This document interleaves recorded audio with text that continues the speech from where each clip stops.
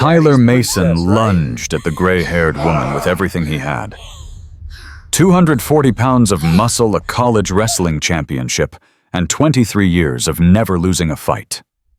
45 seconds later, he was screaming on the ground, his arm bent at an angle God never intended, while Gloria Reyes stood over him without a single hair out of place. She was 54 years old. She had 3 grandchildren, and she had just shattered everything these recruits thought they knew about combat. Before we continue this incredible story, I'd love for you to subscribe to this channel so you won't miss a single moment.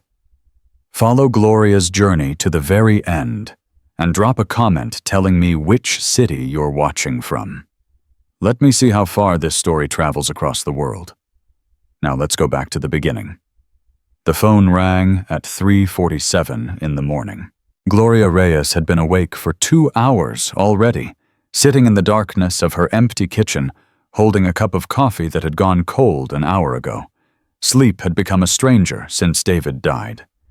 18 months now, and the bed still felt wrong. The house still echoed with conversations that would never happen again. She looked at the caller ID, a number she hadn't seen in 6 years. Her hand trembled slightly as she answered. Gloria. The voice was older, rougher, but unmistakable. Raymond Cole.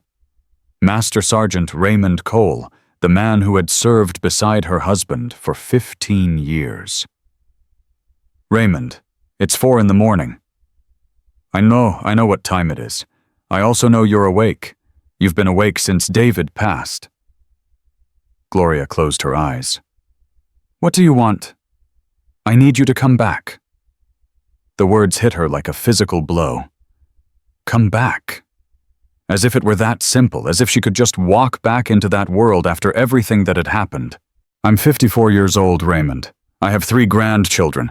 I haven't trained anyone in 6 years. I know exactly how old you are. I also know what you're capable of, what you've always been capable of. That woman doesn't exist anymore. Raymond's laugh was bitter. That woman never stopped existing. She's just been hiding. And I need her to stop hiding because this program is dying and you're the only one who can save it. Gloria stood up, walked to the window. Outside San Antonio was dark and quiet. A normal city full of normal people living normal lives. She had tried so hard to become one of them. Tell me, she said. 8 weeks. That's all we have before Special Operations Command pulls funding. 24 recruits who need to become exceptional warriors or the entire program gets shut down. Budget cuts, political pressure, you know how it works. Find someone else. There is no one else. Not with your record. Not with your skills. Not with... Raymond paused. David made me promise Gloria. Before he died, he made me promise that if you ever needed a reason to keep going, I would give you one. Gloria's throat tightened. David. Her husband of 31 years. The man who had watched her train elite forces across 3 continents. The man who had held her hand in that hospital room and told her to keep fighting even after he was gone. That's not fair, Raymond. I know. I'm asking anyway. She stood in silence for a long moment. The coffee had gone completely cold now. The kitchen felt smaller than it had an hour ago. Where do I report? Camp Pendleton, Marine Training Facility. 3 days from now. And if I fail, you won't. You've never failed at anything in your life, Gloria, except maybe giving up on yourself. And I'm not going to let you do that either. 3 days later, Gloria pulled her pickup truck into the gravel parking lot of Camp Pendleton Marine Training Facility. The California sun was just beginning to rise, painting the sky in shades of orange and gold that reminded her of desert mornings in places she tried not to remember. She killed the engine and sat for a moment, hands gripping the wheel. 54 years old. gray streaking through hair that had once been jet black, reading glasses hanging from a chain around her neck. When she looked in the mirror these days, she saw her mother's face, staring back at her. What she didn't see was the woman who had spent 20 years teaching Marines how to kill with their bare hands. The woman who had trained elite forces in 3 continents. The woman who had once been called the most dangerous hand-to-hand combat instructor in the Marine Corps. That woman felt like a ghost from another lifetime. Gloria grabbed her duffel from the truck bed. The weight felt familiar. She had carried heavier loads through worse places. Fallujah, Kandahar, the Syrian border at 3 in the morning with a team depending on her to get them home. She had gotten them home. Most of them. The administration building loomed ahead. Gloria pushed through the double doors and found herself in a corridor that smelled like floor wax and old coffee. A young Marine behind a desk looked up, took in her civilian clothes and gray-streaked hair, and frowned slightly. "Can I help you, ma'am?" Gloria Reyes, reporting as ordered. The young Marine's fingers moved across his keyboard. His eyebrows rose. "Ma'am, Master Sergeant Cole is expecting you. 2nd floor office, 214. Do you need me to? I can find it." Gloria took the stairs slowly, deliberately.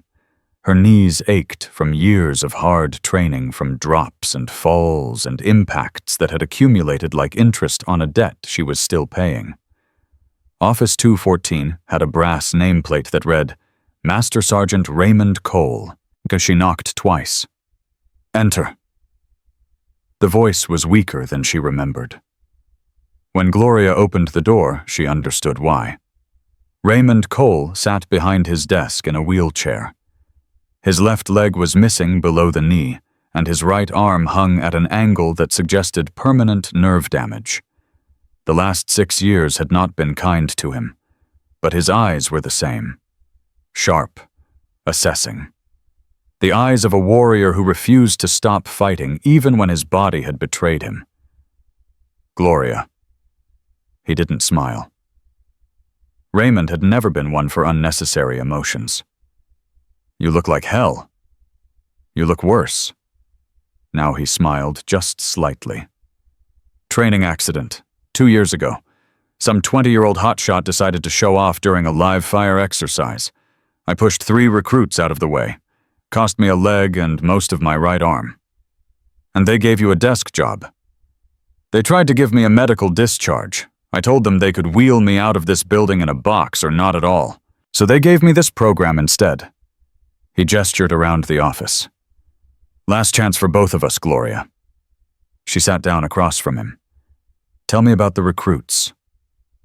Raymond pulled out a file folder, slid it across the desk. 24 of them, ages 18 to 25, mix of prior service and straight civilian. They've completed basic past initial physical standards, and they think they're the next generation of special operations legends. Standard recruits, then. Some more standard than others. Raymond's eyes darkened. The 4 you need to watch are Tyler Mason, Derek Stone, Marcus Webb, and Jake Hollister. They've formed an unofficial alliance. Call themselves the Alpha Squad.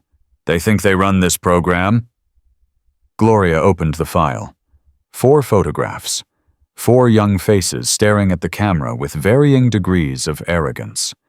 Tyler Mason, 23 years old, 6'4", 240 pounds. College wrestling champion. Son of Major General Richard Mason, 2-star general, currently assigned to Special Operations Command. His father is the one pushing for budget cuts, Raymond said quietly. Word is he wants his son to shine. Doesn't want competition from a training program that might produce warriors who outperform his golden boy. Derek Stone. 22 years old amateur MMA fighter with 3 underground wins. Disciplinary issues in basic training. Multiple complaints about excessive aggression during sparring sessions. Marcus Webb, 21 years old, fastest recruit in the program, holds the base record for the 2-mile run, believes speed is everything, hasn't learned yet that speed means nothing if you can't think. Jake Hollister, 24 years old, former gang member from Detroit, 3 arrests before enlisting, joined the Marines as an alternative to prison, carries enough anger for 10 men. Gloria studied each face carefully. She had trained hundreds of young men like these. Some had become exceptional warriors. Others had washed out within the first week. And a few had become ghosts that still visited her in the darkest hours of the night. "These 4 are going to test you," Raymond said. "They don't think a woman belongs here, especially not a woman your age. They will try to break you. They will try to humiliate you. They will try to drive you out of this program by any means necessary. And if they succeed, they won't." Raymond leaned forward in his wheelchair. "Because you're not just a woman, Gloria. You're not just a 54-year-old grandmother from San Antonio. You're the most dangerous hand-to-hand combat instructor this military has ever produced, and it's time these boys learned what that means." The mess hall was crowded when Gloria entered at 1100 hours. She had changed into standard fatigues, her gray-streaked hair pulled back in a tight regulation bun. No makeup, no jewelry, just a warrior preparing for battle. She grabbed a tray and moved through the serving line. Grilled chicken, steamed vegetables, rice, water bottle, nothing special. Nothing memorable. Exactly how she wanted it. The looks started immediately. 24 recruits plus support staff, and every single one of them turned to stare at the gray-haired woman carrying her tray across the mess hall. Some whispered. Others smirked. A few laughed openly. Gloria chose a table near the back corner. Strategic positioning. Back to the wall. Clear sight lines to all entrances. Old habits from combat zones that never quite went away. She ate slowly, methodically, pretending not to hear the comments floating across the room. "Is that a new lunch lady? Maybe she's somebody's mom here to drop off clean underwear. Dude, I think that's supposed to be our instructor." Laughter. More whispers. The kind of dismissive amusement that young men reserve for anyone they don't see as a threat. Gloria kept eating. A shadow fell across her table. She looked up. Tyler Mason stood there flanked by Derek Stone and Marcus Webb. Jake Hollister hung back slightly, watching with predator's eyes. "Hey there, Grandma." Tyler's voice carried across the mess hall designed for maximum audience. "You lost.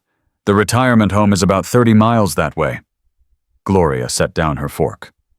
"Tyler Mason, college wrestling champion. Your father is Major General Richard Mason." Tyler's smile flickered just for a moment. "You know who I am." "I know who everyone in this program is. I've read your files. I've studied your backgrounds. I've analyzed your weaknesses." Gloria met his eyes steadily. "Do you know who I am?" "Yeah, I know who you are. You're the washed-up has-been they dragged out of retirement because nobody else wanted this job. You're probably here because my dad is about to shut this whole program down and they figured they might as well let some grandmother try one more time before they pull the plug." Derek Stone laughed. "Savage, bro." "Here's the thing, Grandma." Tyler leaned down, putting his face close to hers. "I don't know what kind of warriors you used to train back in the Stone Age, but things have changed. This isn't your generation's military anymore. We're faster, stronger, and better trained than anything you ever saw. So why don't you save yourself the embarrassment and go back to baking cookies for your grandkids?" Gloria held his gaze for a long moment. 20 years ago, she would have put him on the ground in 3 seconds. 10 years ago, she would have done it in 5. But she wasn't here to prove anything to this boy. Not yet. "My grandchildren prefer brownies," she said quietly. "And their grandmother makes the best brownies in San Antonio." Tyler blinked. That wasn't the reaction he expected. He wanted anger. He wanted intimidation. He wanted her to flinch. "I'm also the woman who's going to turn you into warriors," Gloria continued, "or watch you wash out trying. Either way, Mr. Mason, you're going to learn something over the next 8 weeks. The question is whether you're smart enough to figure out what it is." She went back to eating. Tyler stood there for a moment, uncertain. His friends were watching. The entire mess hall was watching. He needed to do something, say something, to maintain his dominance. "We'll see about that, Grandma. We'll see." He turned and walked away, his alpha squad falling in behind him. Gloria watched them go, noting the way they moved, the way they interacted, the hierarchy that had formed without conscious thought. Tyler was the leader, but Derek was the enforcer. Marcus was the strategist. And Jake was the wild card, the one who would do whatever it took to prove himself. She had trained men like these before, broken them down and built them back up, turned arrogant boys into humble warriors. But that was before David died, before she stopped training, before she let herself become the grandmother that Tyler Mason thought he saw. Gloria finished her meal in silence. The first battle had been fought. Nothing had been won or lost, only measured. Tomorrow, the real training would begin. Gloria found her quarters in a 2-story barracks that housed instructors and senior staff. Small room, single bed, metal locker window overlooking the obstacle course. She unpacked with military efficiency. Uniforms hung precisely. Boots aligned beneath. Personal items minimal. A photograph of David in his dress uniform taken 3 months before the cancer diagnosis. A worn copy of Marcus Aurelius that had survived countless deployments. A challenge coin with the Marine Corps emblem and the inscription, "First to Fight." She was hanging the photograph when she noticed something wrong. The door was slightly ajar. She had closed it firmly when she entered. A habit from years of operating in hostile environments. Gloria moved silently across the room. Her body remembered the training even if her mind had tried to forget. Weight balanced, center low, hands ready. She pushed the door open. The corridor was empty, but on the floor outside her room was a piece of paper folded in half. Gloria picked it up, unfolded it. "Go home, Grandma. This is your only warning." Below the words was a crude drawing of a tombstone with the name Reyes carved into it. Gloria stared at the note for a long moment. Then she walked calmly to the paper shredder in the corner of her room and destroyed it. She didn't report the threat.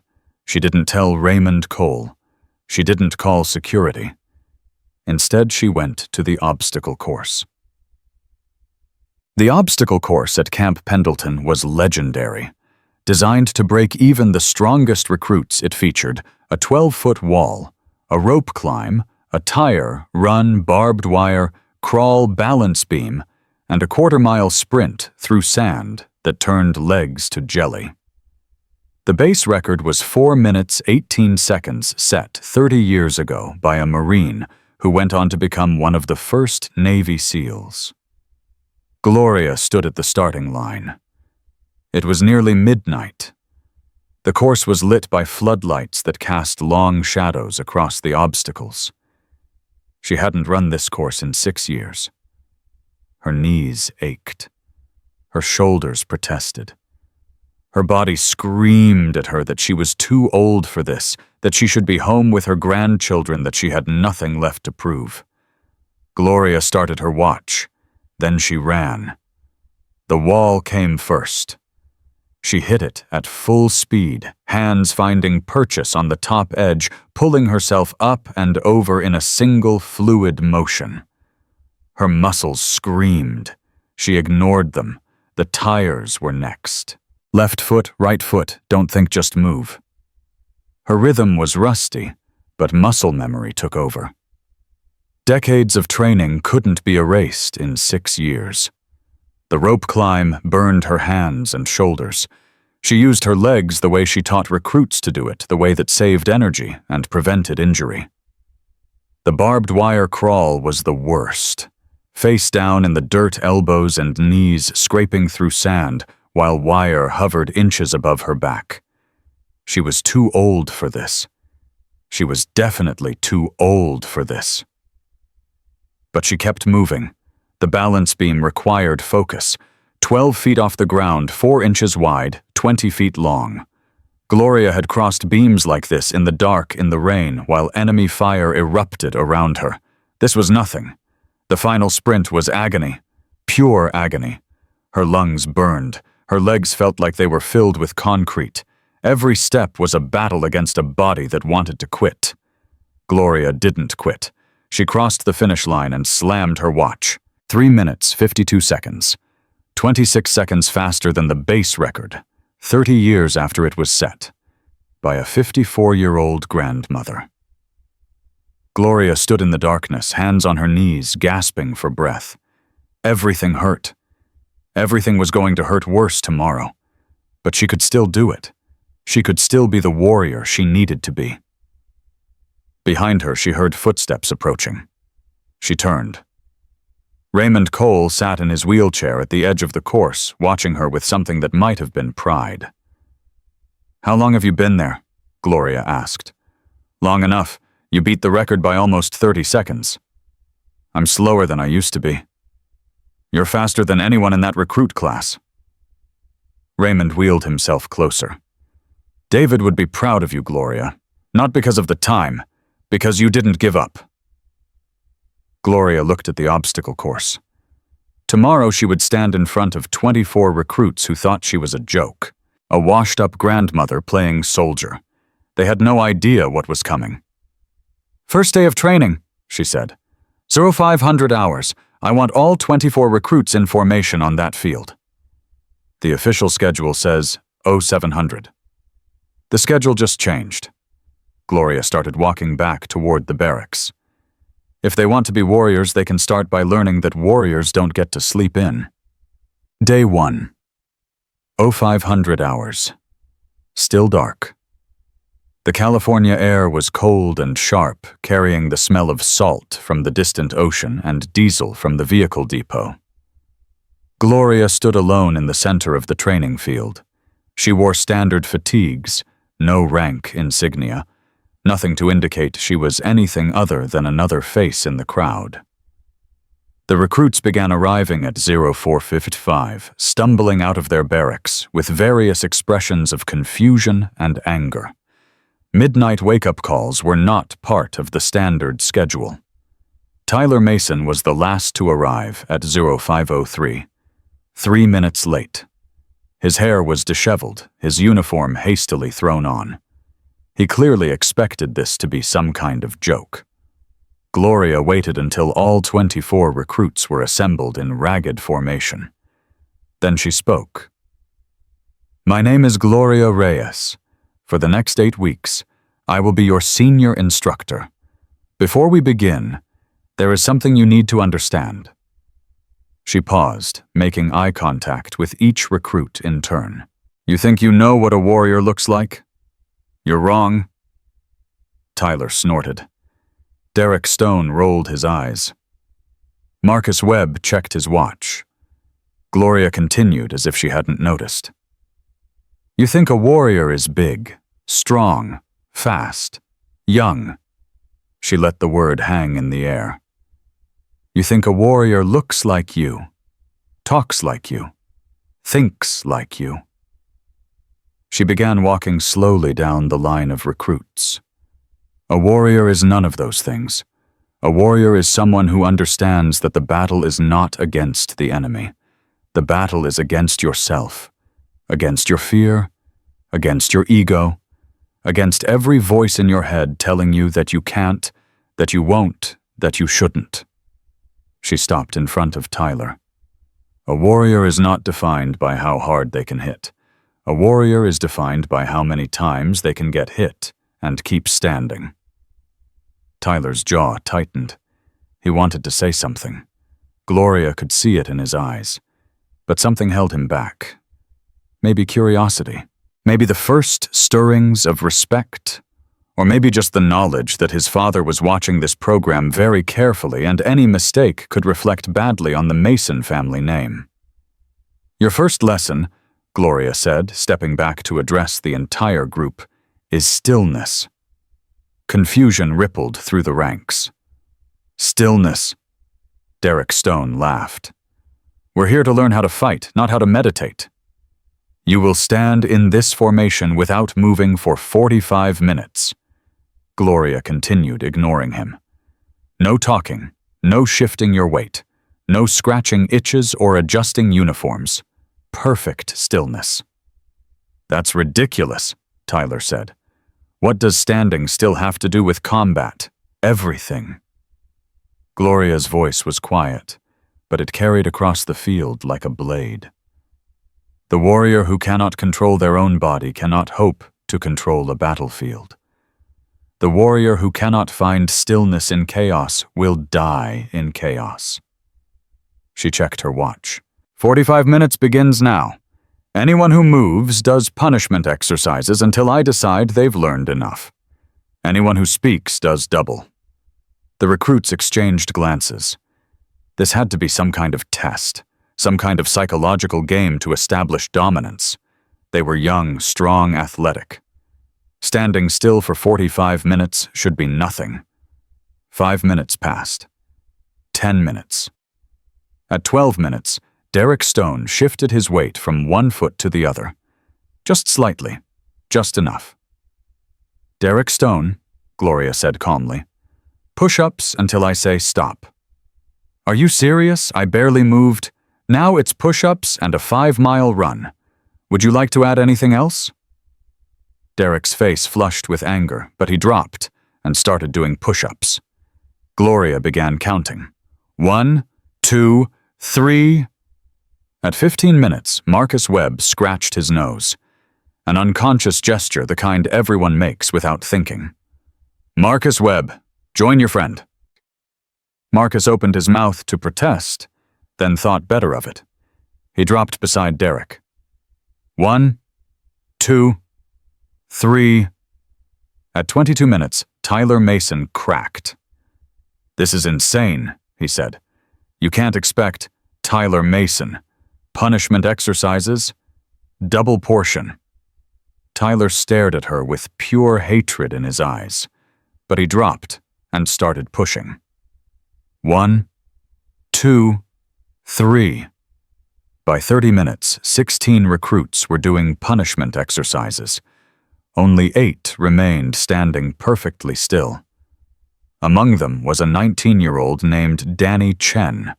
He was the smallest recruit in the program. 5'7", 140 pounds. Everyone had dismissed him as too weak, too quiet, too unremarkable. But Danny hadn't moved a muscle in 30 minutes. His eyes were focused on something in the distance, his breathing slow and controlled. He had found the stillness that Gloria was teaching them to find. Gloria noticed. She always noticed the ones who understood. At 40 minutes, Jake Hollister broke. He had lasted longer than Gloria expected for someone with his background. Rage usually made stillness impossible. "Push-ups, Mr. Hollister." Jake didn't argue. He dropped and started working. There was something in his eyes that said he understood this was a test, even if he didn't understand what was being tested. At 45 minutes exactly, Gloria called time. 3 recruits remained standing. Danny Chen, a woman named Sarah Park, and a quiet kid from Idaho named Thomas Green. The 3 that everyone had dismissed as unremarkable. "These 3, Gloria said, gesturing to the standing recruits, just demonstrated something that the rest of you failed to learn. They understood that the exercise wasn't about physical ability, it was about mental discipline, about controlling the urge to react to every stimulus." She looked at Tyler, who was still doing push-ups with hatred burning in his eyes. "You can stop now, Mr. Mason. All of you can stop." The recruits slowly got to their feet, muscles aching, pride wounded. "Tomorrow's lesson will be harder," Gloria said. "Much harder. I suggest you spend tonight thinking about what you learned today."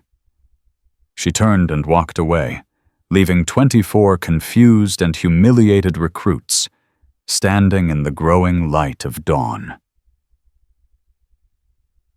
That night, Gloria sat in her quarters reviewing files and planning the next day's training.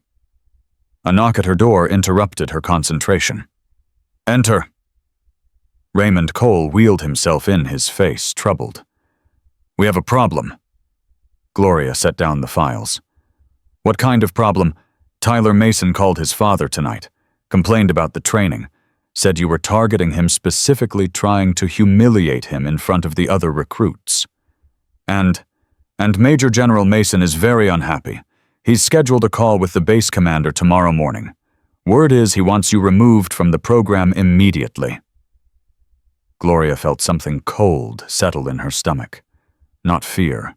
She had faced far worse than an angry 2-star general. But the implications were clear. The program's survival depended on staying invisible, on flying under the radar, until the final evaluation proved their worth. If General Mason got her removed now, there would be no evaluation. No second chance. The program would die, and everything David believed in would die with it. "What do you want me to do?" she asked.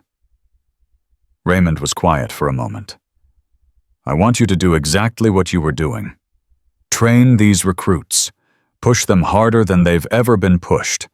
And when the time comes for that evaluation, I want them to perform at a level that makes General Mason choke on his own words.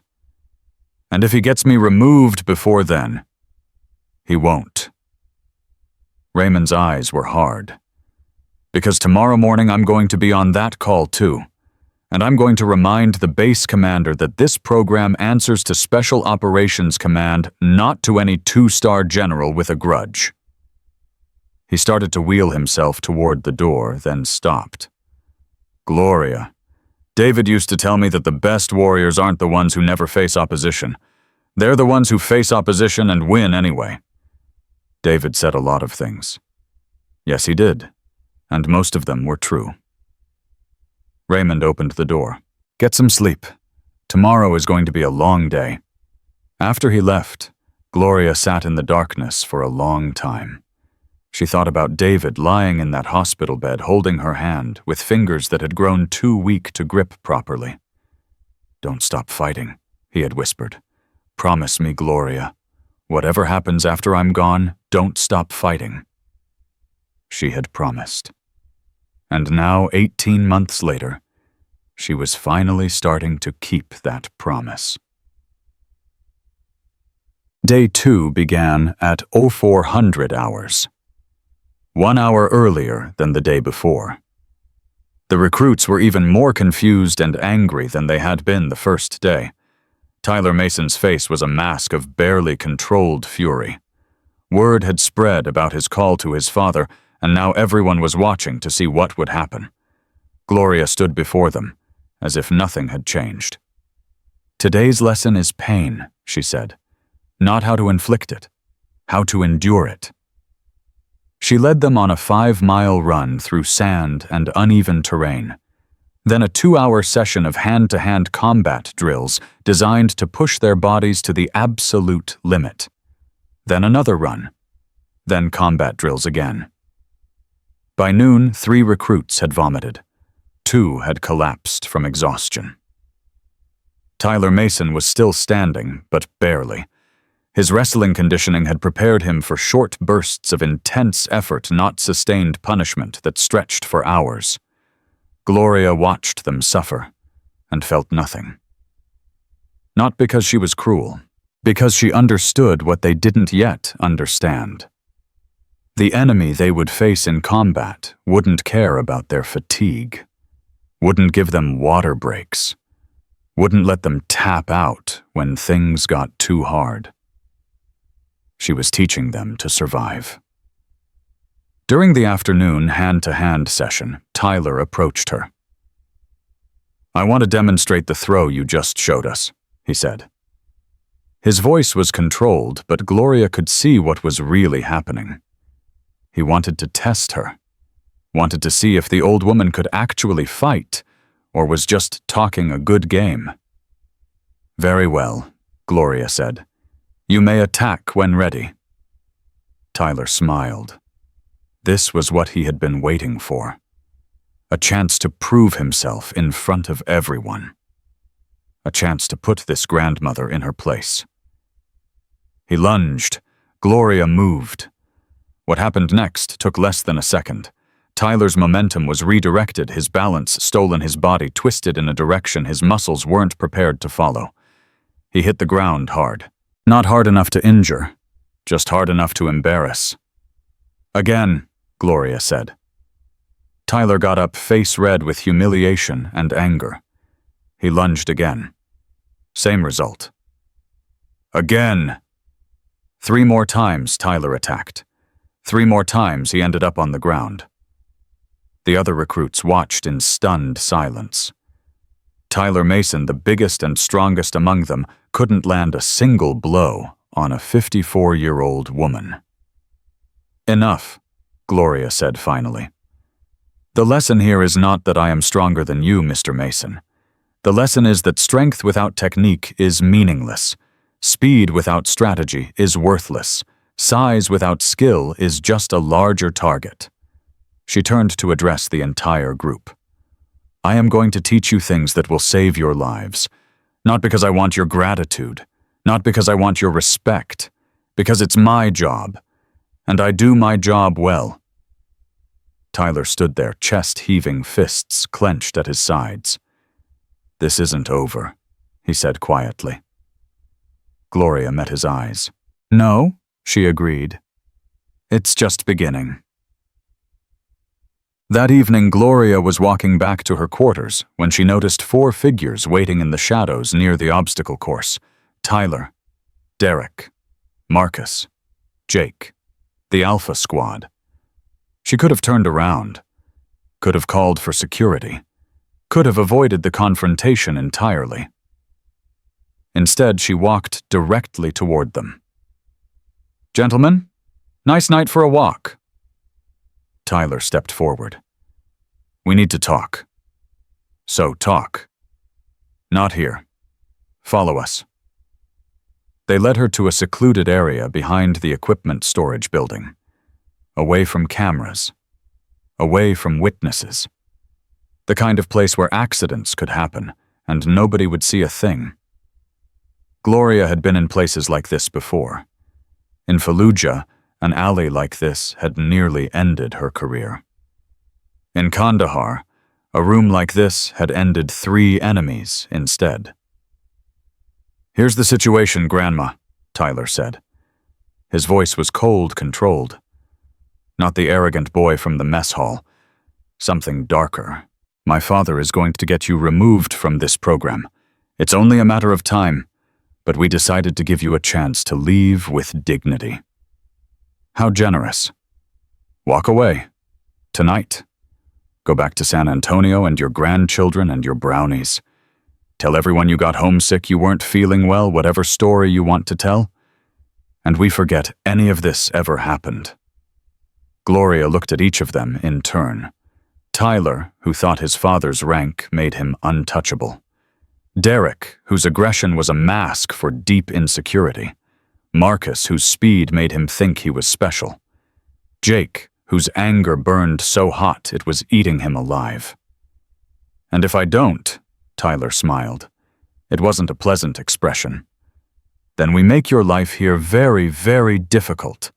Training accidents happen all the time. Equipment malfunctions. Someone takes a fall during night exercises. Nobody's fault, really. Just bad luck.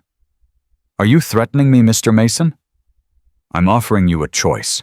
Smart people take the easy way out. My father taught me that." Gloria was quiet for a moment.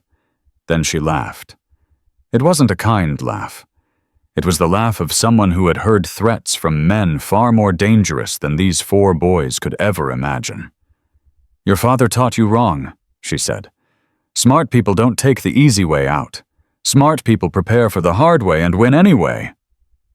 She stepped closer to Tyler, close enough that he could see the look in her eyes. The look that had made enemy combatants hesitate. The look that had convinced men with guns to reconsider their choices. You want to make my life difficult? Go ahead. Try. But understand something, Mr. Mason. I've been shot, stabbed, blown up, and left for dead in places you can't pronounce. I've buried friends and enemies. I've done things that would give you nightmares for the rest of your life. And I'm still here. She let that sink in. Your father's phone calls don't scare me. Your training accidents don't scare me. You don't scare me. Because I've faced real fear, the kind that makes your knees give out and your hands shake, and I've learned how to keep moving anyway. Gloria turned to walk away, then stopped. One more thing. You're right that this isn't over. In 8 weeks, you're going to face an evaluation that will determine whether this program survives. And by the time that evaluation comes, you're going to be warriors, not because you wanted to be, but because I made you into warriors. That's my job. And nobody, not your father, not you, not anyone is going to stop me from doing it. She walked away into the darkness. Behind her, 4 young men stood in silence, trying to process what had just happened. For the first time since arriving at Camp Pendleton, Tyler Mason felt something he hadn't felt in years. Doubt. The next morning, Gloria arrived at the training field to find her equipment scattered across the ground. Weights overturned, training dummies torn apart, and spray painted across the concrete in red letters, "Grandma Goes Home." She stood there for a long moment, looking at the destruction. Then she started picking up the pieces. Danny Chen appeared beside her, silently helping to reorganize the equipment. Then Sarah Park. Then Thomas Green. The 3 who had passed the stillness test. The 3 who had started to understand what Gloria was teaching. Should we report this? Danny asked quietly. No.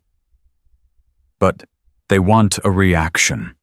They want me to run to the commander to prove I can't handle the pressure. The best response is no response at all. By the time the other recruits arrived, the field was back in order. Gloria stood in her usual position, waiting as if nothing had happened. If Tyler Mason was surprised, he didn't show it. Today's lesson, Gloria announced, is about fighting when you're outnumbered. She gestured to the 4 members of the Alpha Squad. Mr. Mason, Mr. Stone, Mr. Webb, Mr. Hollister, you will attack me simultaneously. Use any technique you've learned. Don't hold back. The 4 men exchanged glances. This had to be a trick, some kind of trap. No one could fight 4 opponents at once, especially not a 54-year-old woman against 4 trained athletes. Now, Gloria said, they charged. What happened next would become legend in the Camp Pendleton training program. Gloria moved like water flowing around rocks. She was never where they expected her to be. Every punch met empty air. Every grab found nothing to hold. Every kick struck only shadows. And then she started hitting back. Tyler went down first, a strike to his knee that buckled his leg without causing permanent damage. Derek followed a palm strike to his solar plexus that dropped him gasping to the ground. Marcus's speed meant nothing when Gloria simply wasn't in the path he expected, and a foot sweep sent him sprawling. Jake lasted longest, his street-fighting instincts keeping him dangerous, but even he couldn't match decades of training against opponents far more lethal than 4 angry recruits. 45 seconds. That's how long it took. Gloria stood over them, breathing slightly harder than normal, but otherwise unaffected.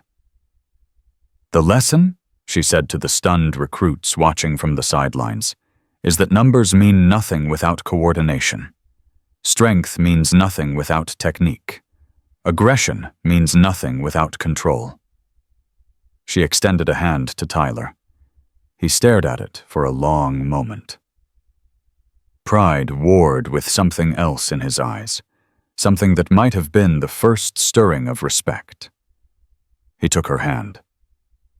Gloria pulled him to his feet. "Same time tomorrow, Mr. Mason. We have work to do." That night, Gloria received another visitor to her quarters. This time it wasn't Raymond Cole. "Mrs. Reyes," Danny Chen stood in her doorway looking uncertain. "Just Gloria. What do you need, Danny?" The young man hesitated. "I wanted to ask, how did you do that today, 4 against 1? I've never seen anything like it."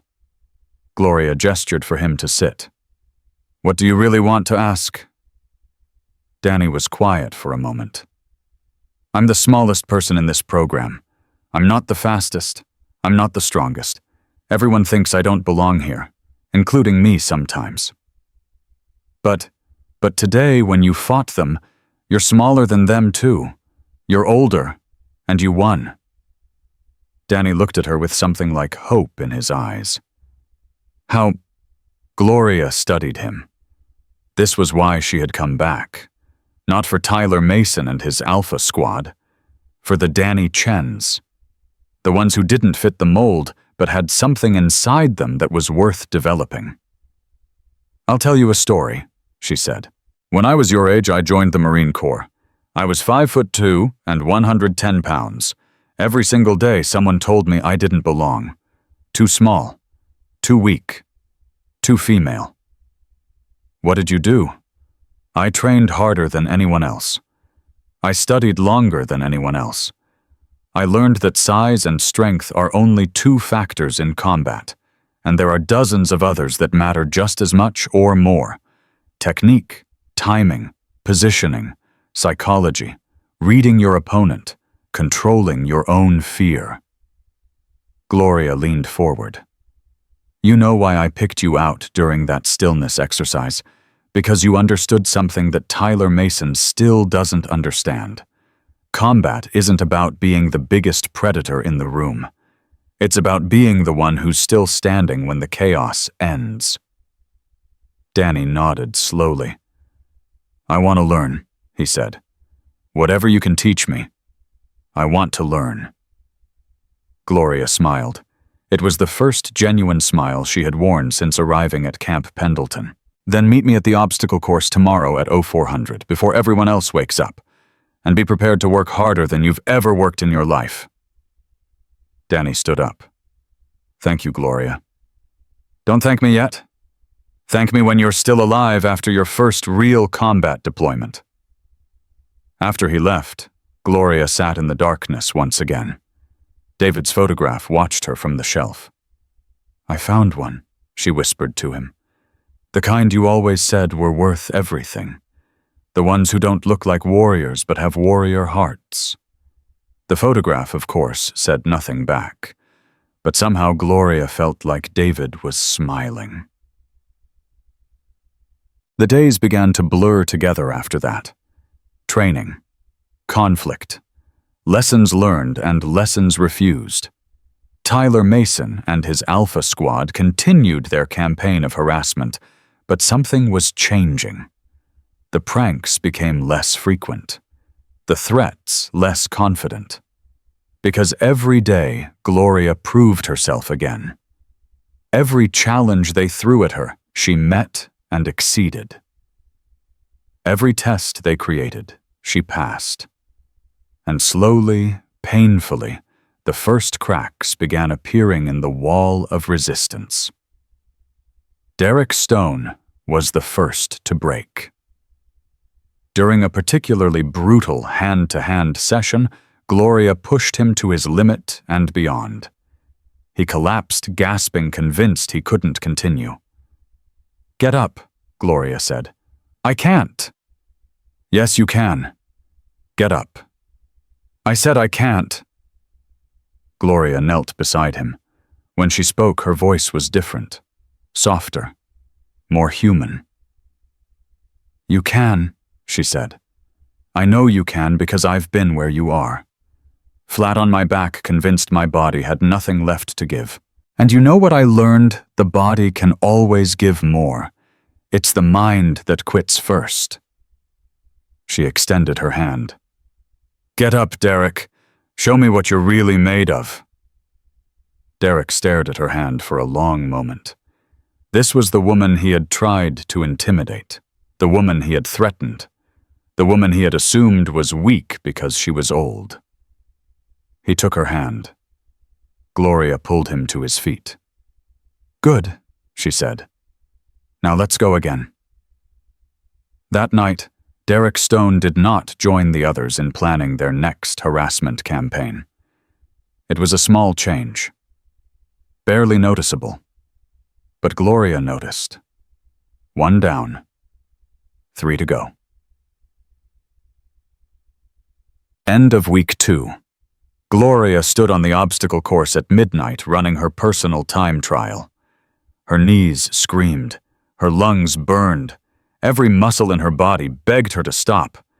She finished in 3 minutes 48 seconds. Still faster than the base record, still faster than any recruit in the program, but slower than her best. Gloria stood in the darkness, catching her breath, facing a truth she had been avoiding. She wasn't getting stronger. She was getting weaker. The daily grind was taking its toll. The years were catching up with her.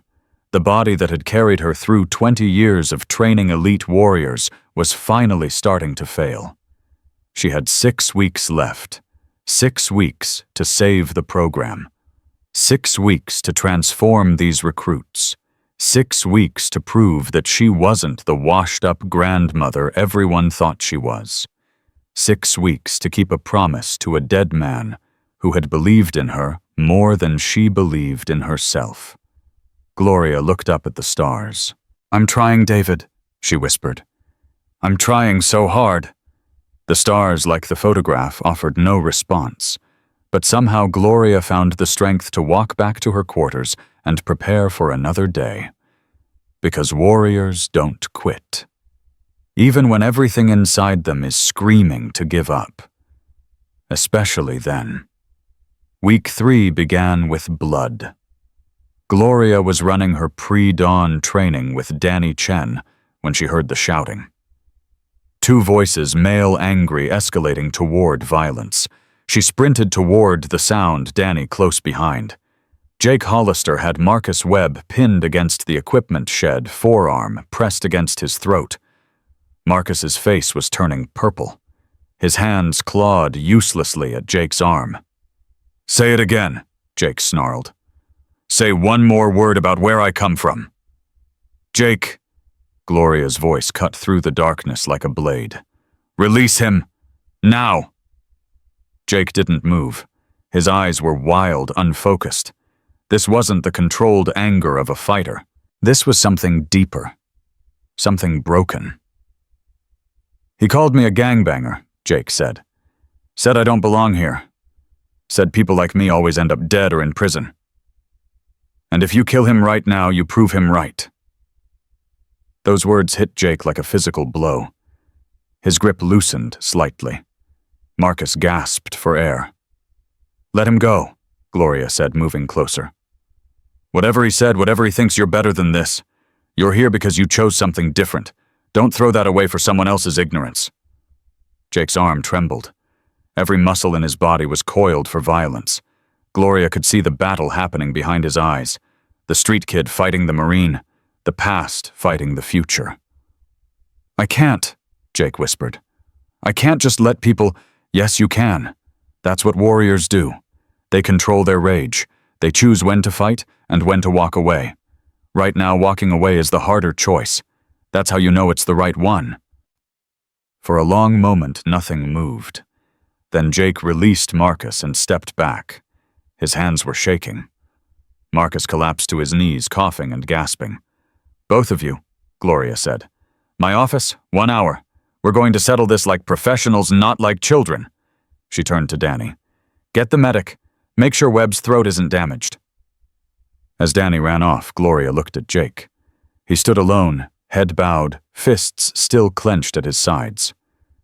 "I almost killed him," Jake said quietly. But you didn't. If you hadn't come, but I did." Gloria stepped closer. "Jake, listen to me. Every warrior carries demons, every single one. The question isn't whether you have darkness inside you. The question is whether you control it or it controls you." Jake finally looked up. His eyes were wet. "I've hurt people before, back in Detroit.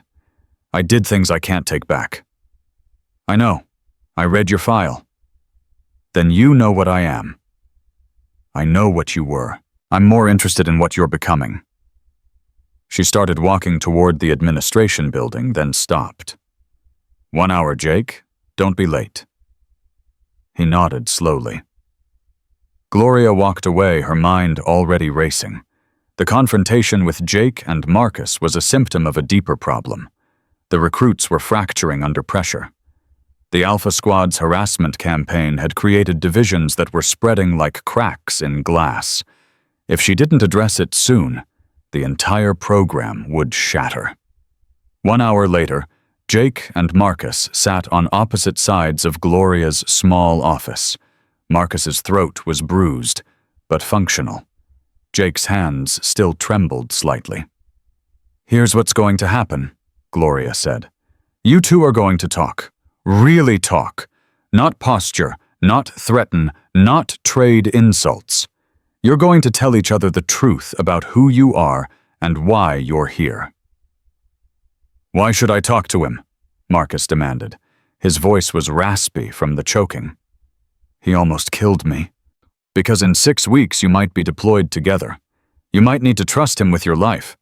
And right now you can't even trust him to have a conversation." Gloria leaned back in her chair. "Marcus, you go first. Tell Jake why you said what you said." Marcus glared at her, then at Jake. His jaw worked silently for a moment. "Because I'm scared," he finally admitted. "Okay, I'm scared. Everyone here is bigger than me, stronger than me. The only thing I have is being fast, and Jake made me feel like that wasn't enough, so I hit back the only way I knew how." Jake stared at him. "You're scared of what? Of failing, of washing out, of going home and telling my dad I couldn't cut it." Marcus's voice cracked. "He was a Marine. His father was a Marine. If I fail here, I break a chain that goes back 3 generations." Gloria nodded. "Jake, your turn." Jake was quiet for a long time. "I joined the Marines because a judge gave me a choice," he said. "Prison or service. I picked service because I thought anything was better than a cell." He paused. "I was wrong. This is harder than prison. At least in prison I knew who I was. I was a gangbanger, a criminal, a lost cause. Here everyone keeps telling me I can be something different, and I don't know if I believe them." "You choked me because I called you a gangbanger?" Marcus asked. "I choked you because you reminded me of everyone who ever looked at me and saw nothing worth saving." The room fell silent. Gloria let it sit. Sometimes silence taught more than words ever could. "Here's the truth," she finally said. "Both of you are scared. Both of you are carrying weight that nobody else can see. And both of you dealt with that fear in the worst possible way." She looked at Marcus. "You attacked someone's identity because you felt threatened." She looked at Jake. "You responded with violence because it's the only language you trusted." She stood up. "Starting tomorrow, you two are partners. Every exercise, every drill, every training evolution. You succeed together or you fail together. And if either one of you has a problem with that arrangement, you can pack your bags tonight." Marcus and Jake exchanged glances. Neither spoke. "Dismissed." They left together, not speaking, but no longer looking like they wanted to kill each other. Gloria sat alone in her office, rubbing her temples. 3 weeks in, and she was already putting out fires. The Alpha Squad's campaign was working just not the way they intended. They weren't driving her out. They were tearing the program apart from the inside. She needed to change tactics. The next morning, Gloria assembled all 24 recruits for an announcement. "Today's training is canceled." Confused murmurs rippled through the ranks. "Instead, we're going to do something different. We're going to share stories." Tyler Mason laughed. "Stories? Are you serious? We're supposed to be training for combat, not sitting around a campfire." "Shut up, Mason." The voice came from Derek Stone. Everyone turned to stare. Derek had been Tyler's most loyal follower since day one. This was the first time he had ever contradicted him publicly. "What did you say?" Tyler's voice was dangerous. "I said shut up. Every time she tries to teach us something, you make it about you.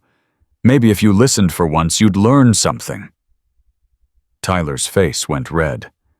"You want to say that again?" "Yeah, I do. Shut up." For a moment, Gloria thought Tyler might swing. His fists clenched, his weight shifted forward. Then he stepped back. "Whatever.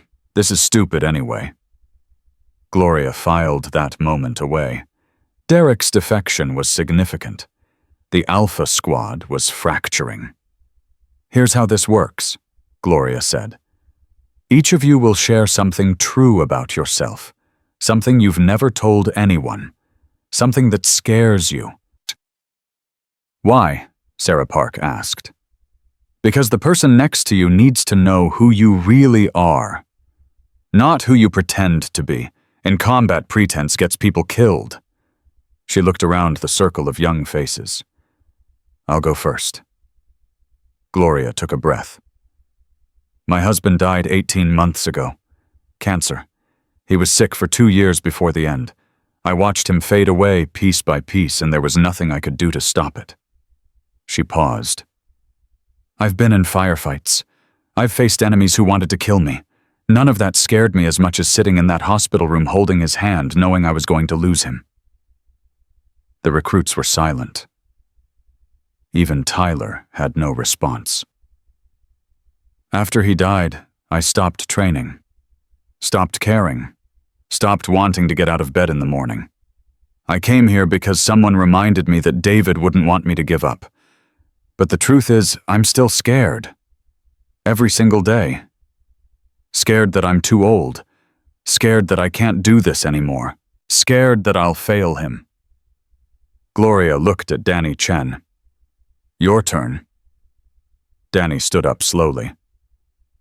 "I'm scared of being invisible," he said. "My whole life people have looked right through me. Too small, too quiet, too forgettable.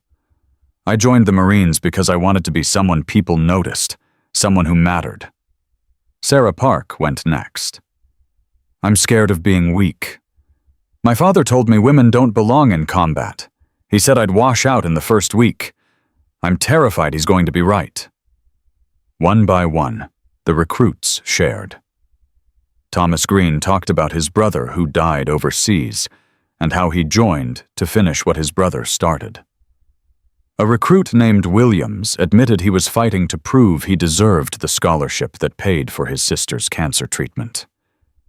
Then it was Jake's turn. "I killed a man when I was 16, he said. The circle went dead silent. "Gang fight. He was trying to kill my cousin. I didn't think. I just acted. And when it was over, he was dead, and I was holding the knife." Jake's voice was steady, but his hands were not. "I'm scared that I'm still that person, that no matter how hard I try, no matter how much I change, I'll always be the kid with blood on his hands." Marcus was next. He didn't make eye contact with Jake, but when he spoke, his voice was different than before. "I'm scared of being ordinary, of being just another guy who tried and failed. I've spent my whole life being the fastest one in the room, and I'm terrified of finding out that speed isn't enough." Finally, it was Tyler's turn. Everyone waited. For a long moment, Tyler said nothing. His jaw was tight, his eyes fixed on some point in the distance. "Pass," he said. "There's no passing," Gloria replied. "Everyone shares." I said pass. And I said no. Tyler's eyes met hers. The challenge was clear. Push me, they said. See what happens. Gloria didn't blink. Your father is Major General Richard Mason. 2 stars, 30 years of service. A war hero with medals that could fill a display case. Tyler's expression flickered. I imagine it's hard, Gloria continued, living in that shadow, trying to measure up to a man who's already achieved everything you're working toward. I imagine it's hard when every success feels like it was handed to you because of your name, and every failure feels like it proves you never deserved to be here in the first place. You don't know anything about me. I know you're angry. I know you're scared. And I know that underneath all that arrogance is a young man desperately trying to prove he's more than his father's son. Tyler stood up abruptly. I don't have to listen to this. No, you don't. You can walk away. You can quit. You can go home and tell your father that the old woman was too tough for you. Tyler froze. Or you can sit down and admit what everyone else in this circle has already admitted. That you're human. That you're afraid. That you don't have all the answers. The silence stretched. Then slowly Tyler sat back down. When he spoke, his voice was barely above a whisper. I'm scared of being nothing without him. My whole life, every door that opened, I wondered if it was because of me or because of my name. Every time someone praised me, I wondered if they were just trying to get close to my father. He looked at Gloria. I don't know who I am without the Mason name, and that terrifies me more than anything. Gloria nodded. Thank you, Tyler. That took courage. For the first time since she had met him, Tyler Mason had no clever response, no arrogant smirk, just a young man who had finally admitted the truth. The circle continued until every recruit had shared. When it was over, something had shifted. The invisible walls between them had cracked. Not broken, not yet, but cracked. It was a start. That night, Gloria found a note slipped under her door. She picked it up, expecting another threat. Instead, it read, I was wrong about you. Maybe we all were. D.S. Derek Stone. Gloria allowed herself a small smile. 1 down. More to go. Week 4 brought the evaluation committee. 3 officers from Special Operations Command arrived unannounced on a Tuesday morning. They wanted to observe training review progress, assess whether the program deserved continued funding. Raymond Cole wheeled himself into Gloria's office minutes after they arrived. We have a problem. I saw them. Did you see who's leading the committee? Gloria's stomach tightened. Who? Lieutenant Colonel Harrison Wells. He served under General Mason for 8 years. They're golf buddies. The implications hit Gloria immediately. The evaluation wasn't an objective assessment. It was a setup. General Mason had sent his ally to gather ammunition for shutting down the program. How long are they staying? 3 days. Full access to training personnel files, everything. Gloria stood up and walked to the window. Then we give them 3 days they'll never forget. She turned back to Raymond. Get me the obstacle course records. All of them. Every time, every name going back 30 years. Why? Because if they want a show, I'm going to give them one. The next morning, Gloria assembled the recruits with the evaluation committee watching from the observation platform. Today we run the obstacle course, she announced. Every single recruit. Best times advance to a special demonstration. Lieutenant Colonel Wells leaned forward in his seat, clearly expecting disaster. The recruits lined up. One by one, they ran. Danny Chen finished first with a time of 4 minutes, 31 seconds, faster than most experienced Marines. The committee members exchanged surprised glances. Sarah Park ran 4 minutes, 45 seconds. Then Thomas Green at 4 minutes, 38 seconds. Jake and Marcus ran together, pushing each other, finishing within 2 seconds of each other. 4 minutes 22 seconds, and 4 minutes 24 seconds. Tyler Mason ran last. He threw everything he had into the course muscles, burning lungs screaming. 4 minutes 15 seconds. 3 seconds faster than the base record that had stood for 30 years. Lieutenant Colonel Wells's expression shifted from skepticism to something else, something that looked like concern. Gloria stepped forward. "Those are impressive times, but times don't win battles." She walked to the starting line. "This does." Before anyone could react, Gloria launched herself at the obstacle course. The recruits watched in stunned silence. The committee watched with dropped jaws. Gloria flowed through the course like water through rocks, over the wall in under 3 seconds, through the tires without breaking rhythm, up the rope using perfect technique, under the wire like a snake, across the beam without hesitation. She crossed the finish line. 3 minutes, 44 seconds. 31 seconds faster than Tyler Mason. 34 seconds faster than the record that had stood for 3 decades. At 54 years old. Lieutenant Colonel Wells stood up from his seat. That's impossible." Gloria turned to face the observation platform. "Nothing is impossible, Colonel. That's what we teach here. That's what these recruits are learning. The only limitations that matter are the ones we accept." She walked directly toward the committee. "You came here expecting to find a failing program led by a washed-up instructor. What you found instead is the next generation of elite warriors being trained by someone who can still outperform them." Gloria met Wells's eyes without flinching. "When you report back to whoever sent you, make sure you include that in your assessment." Wells said nothing, but his expression said everything. The setup had failed. Whatever he had expected to find, this wasn't it. That night, Gloria collapsed in her quarters, every muscle screaming in protest. The obstacle course run had cost her. Her knees throbbed. Her shoulders ached. Her lower back felt like someone had driven spikes into it. She was getting older. Slower. The body that had carried her through 20 years of training elite warriors was finally reaching its limits.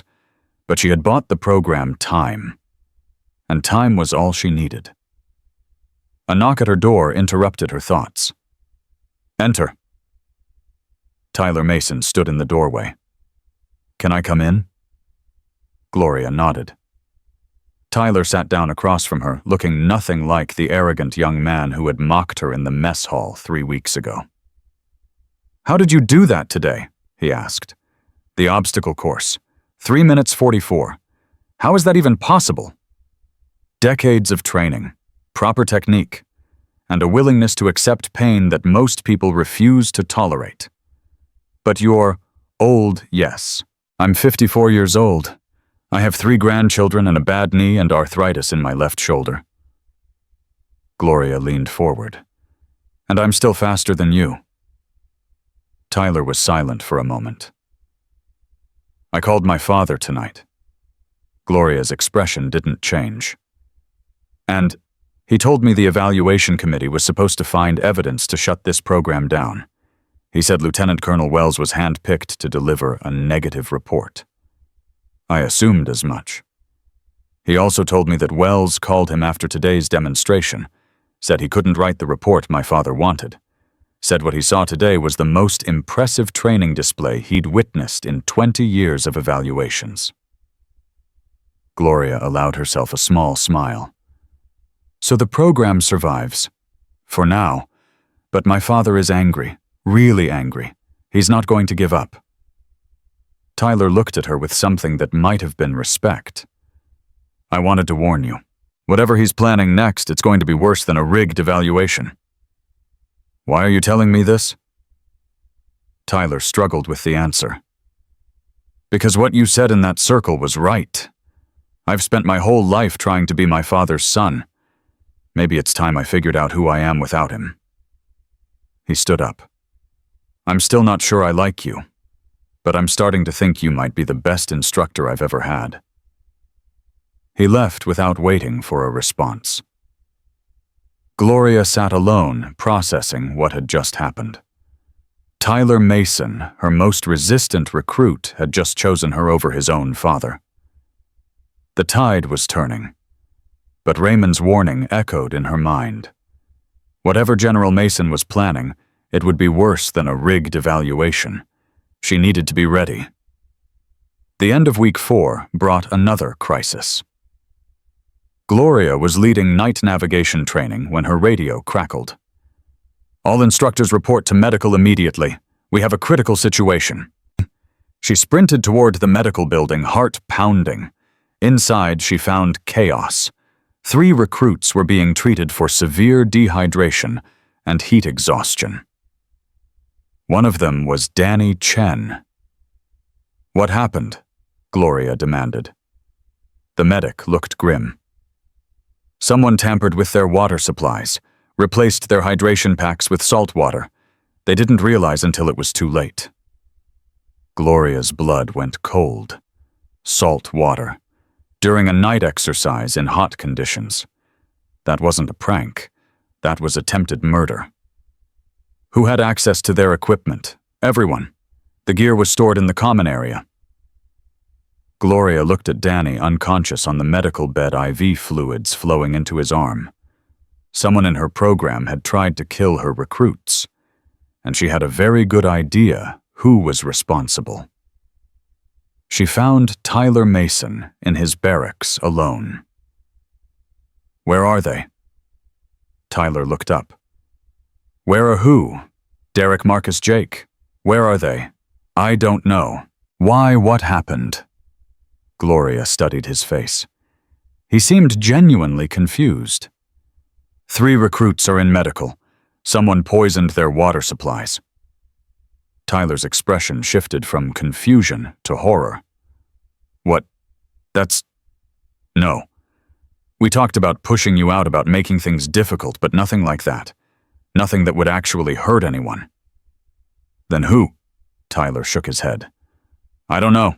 I swear to you, Gloria, I don't know." For the first time, he had used her first name. Gloria believed him, which meant someone else in the program was willing to go much further than the Alpha Squad had ever planned. She spent the rest of the night investigating, questioning recruits, reviewing security footage, searching for any clue that would identify the saboteur. She found nothing. But one thing was certain. This was no longer just about training recruits. Someone wanted this program destroyed badly enough to kill for it. And Gloria was going to find out who. The next morning, Danny Chen regained consciousness. Gloria sat beside his bed, waiting. "Hey," Danny said weakly. "Did I miss anything important? You almost died." Danny processed that for a moment. "Someone did this on purpose." Gloria nodded. "Why, I don't know yet. But I'm going to find out." Danny tried to sit up, winced, fell back against the pillows. "Don't move," Gloria said. "You need to rest." "I can't rest. The training will be there when you're recovered. Right now, your job is to heal." Danny was quiet for a moment. "Gloria, I need to tell you something." "What?"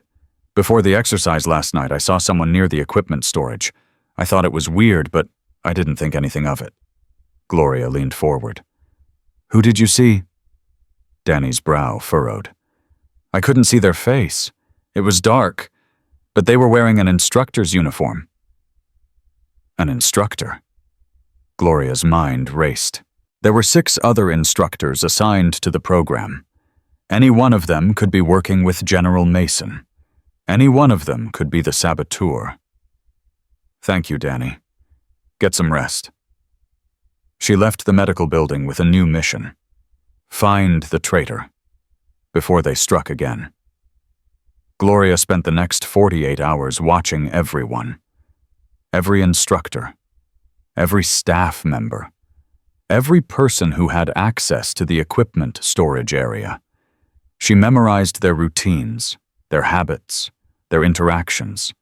She looked for anything out of place, any behavior that didn't fit. On the second night, she found it.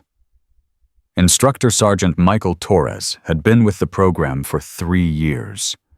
Solid record, good evaluations. No red flags in his file. But Gloria noticed something no one else had caught. Torres made phone calls at exactly 2200 hours every night, always from the same spot behind the motor pool, always lasting exactly 5 minutes, always ending with him looking around to make sure no one had seen him. Gloria positioned herself in the shadows and waited. At 2200 hours precisely, Torres appeared. He pulled out his phone, dialed, and spoke in a low voice. "It's me. The salt water didn't work. Chen survived." Gloria's blood turned to ice. "I understand, but she's watching everyone now.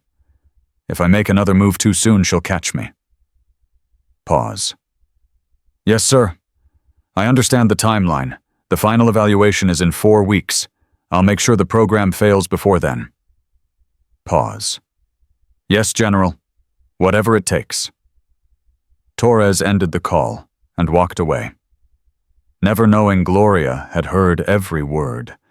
General Mason had a man inside the program, someone willing to hurt recruits, maybe kill them to ensure the program failed.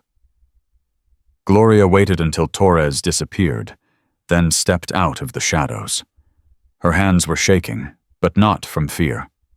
From rage. 20 years of training warriors. 20 years of protecting young men and women who trusted her. And now someone had turned that trust into a weapon. She needed proof. Torres's phone call wouldn't be enough. She needed something concrete, something that would destroy General Mason's plan completely. And she needed to protect her recruits while she gathered it. The next morning, Gloria called a private meeting with Raymond Cole. "Torres is the saboteur. He's working directly for General Mason." Raymond's face went pale. "You're certain?" "I heard him on the phone last night. He reported to Mason, called him General, said he would make sure the program fails before the final evaluation." Raymond slammed his fist on his desk. "That son of a bitch. Torres has been with us for 3 years. I trusted him. Mason probably recruited him months ago, maybe longer. He's been waiting for the right moment. What do? We can't accuse a 2-star general of sabotage without proof." Gloria had already thought this through. "We set a trap. Make Torres think he has an opportunity to sabotage something critical. When he takes the bait, we catch him in the act. With witnesses. With evidence that even General Mason can't explain away." Raymond studied her. "That's risky. If Torres realizes what we're doing, then we lose everything. I know. But if we don't stop him, he'll find another way to hurt my recruits. I won't let that happen." Raymond was quiet for a long moment. "What do you need?" "Access to the training schedule, authority to make changes without going through normal channels, and your complete silence about everything I just told you." "You have it." Gloria stood up. "One more thing. I need you to trust me, Raymond. Completely. Even when what I do doesn't make sense." "Gloria, I've trusted you since the day we met. That hasn't changed." She nodded and left the office. The trap was set for 4 days later. Gloria announced a surprise night exercise, a full combat simulation in the training area using live ammunition with blanks. High stakes, high visibility. The perfect opportunity for sabotage. She made sure Torres overheard her discussing the security concerns with another instructor. Made sure he knew that the ammunition would be stored in a specific location with minimal oversight. Then she waited. The night of the exercise, Gloria positioned herself where she could watch the ammunition storage without being seen. Tyler Mason was with her along with Derek Stone and Jake Hollister.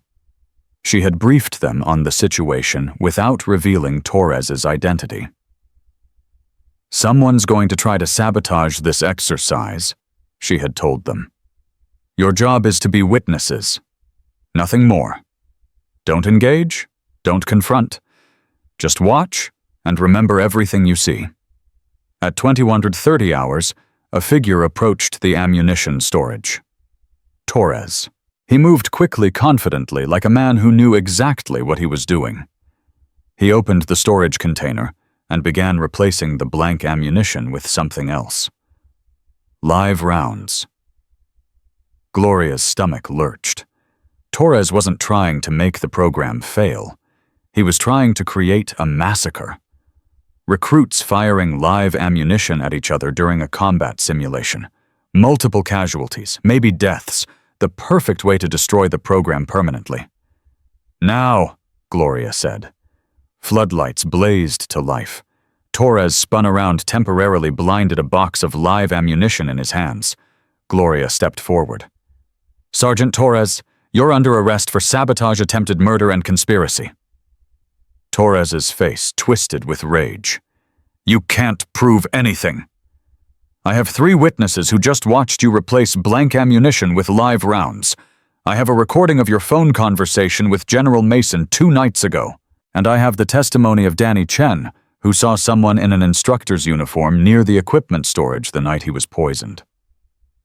Torres's confidence faltered. This won't matter, he said.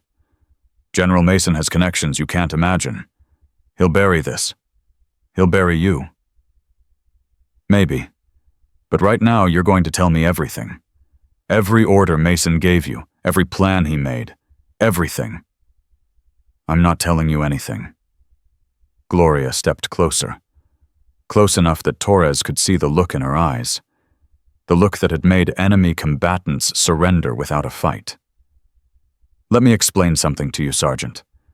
Those recruits you tried to poison one of them is like a son to me. Those recruits you were about to kill with live ammunition, I've spent 5 weeks training them, watching them grow, helping them become warriors. Her voice dropped to a whisper.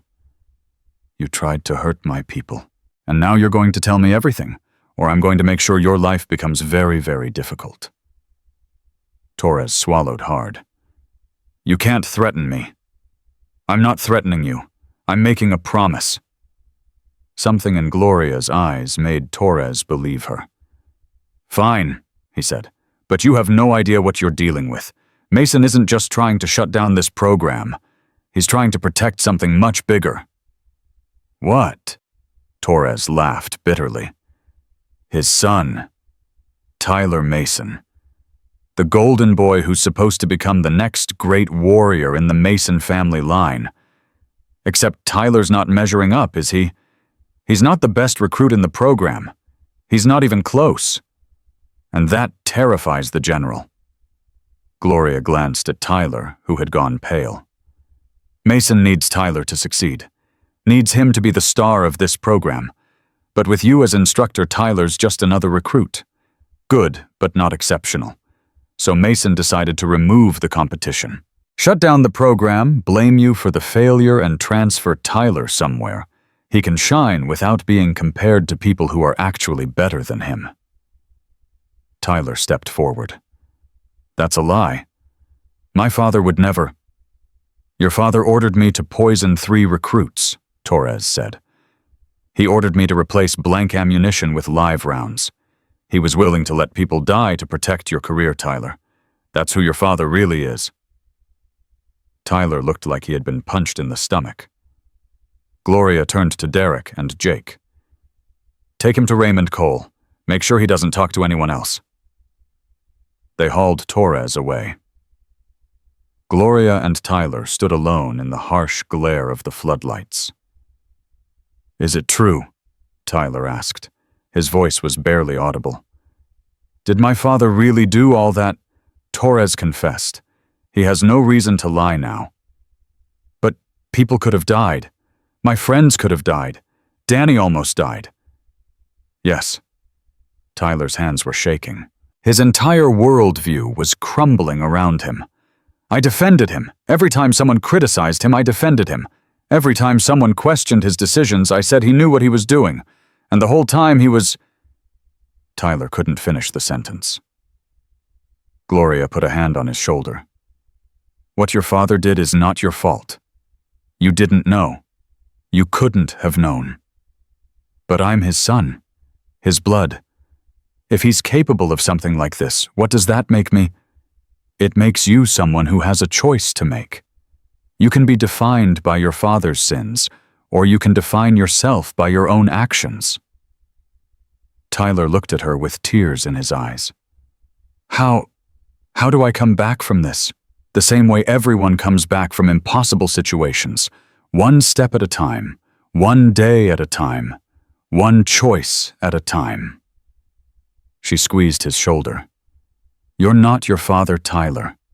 Tonight you helped catch a man who was trying to kill your fellow recruits. That's who you are. That's what matters. Tyler was silent for a long moment. Then he straightened his shoulders. What happens now? Now we finish what we started. 4 weeks until the final evaluation. 4 weeks to prove that this program produces warriors worth funding. And my father, that's not for me to decide, but I promise you what happened here tonight won't stay hidden. The truth has a way of coming out. The aftermath of Torres's arrest sent shockwaves through the entire base. Military police took Torres into custody. General Mason was placed under investigation. The phone records that Gloria had obtained proved the connection between them. Torres's confession filled in the rest. 3 days later, Raymond Cole called Gloria into his office. It's over, he said. Mason's been relieved of command pending court-martial. Torres is cooperating fully with investigators. The program is safe. Gloria should have felt relieved. Instead, she felt exhausted. What about Tyler? That's why I called you in. Tyler requested a meeting with the base commander this morning. He asked to testify against his father. Gloria's breath caught. He wants to testify. He said, and I quote, "My father betrayed everything the uniform stands for. The least I can do is tell the truth about what happened." Gloria sat down heavily. That took courage. More courage than most people have. That boy has changed, Gloria. Whatever you did to him, it worked. I didn't do anything. He made his own choices. Maybe. But you gave him the tools to make good ones. Raymond wheeled himself closer. There's something else. The final evaluation has been moved up.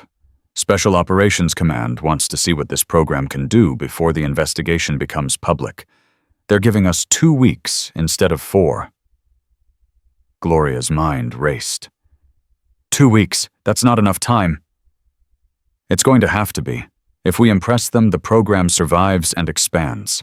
If we don't, everything we've built dies anyway. Gloria stood up.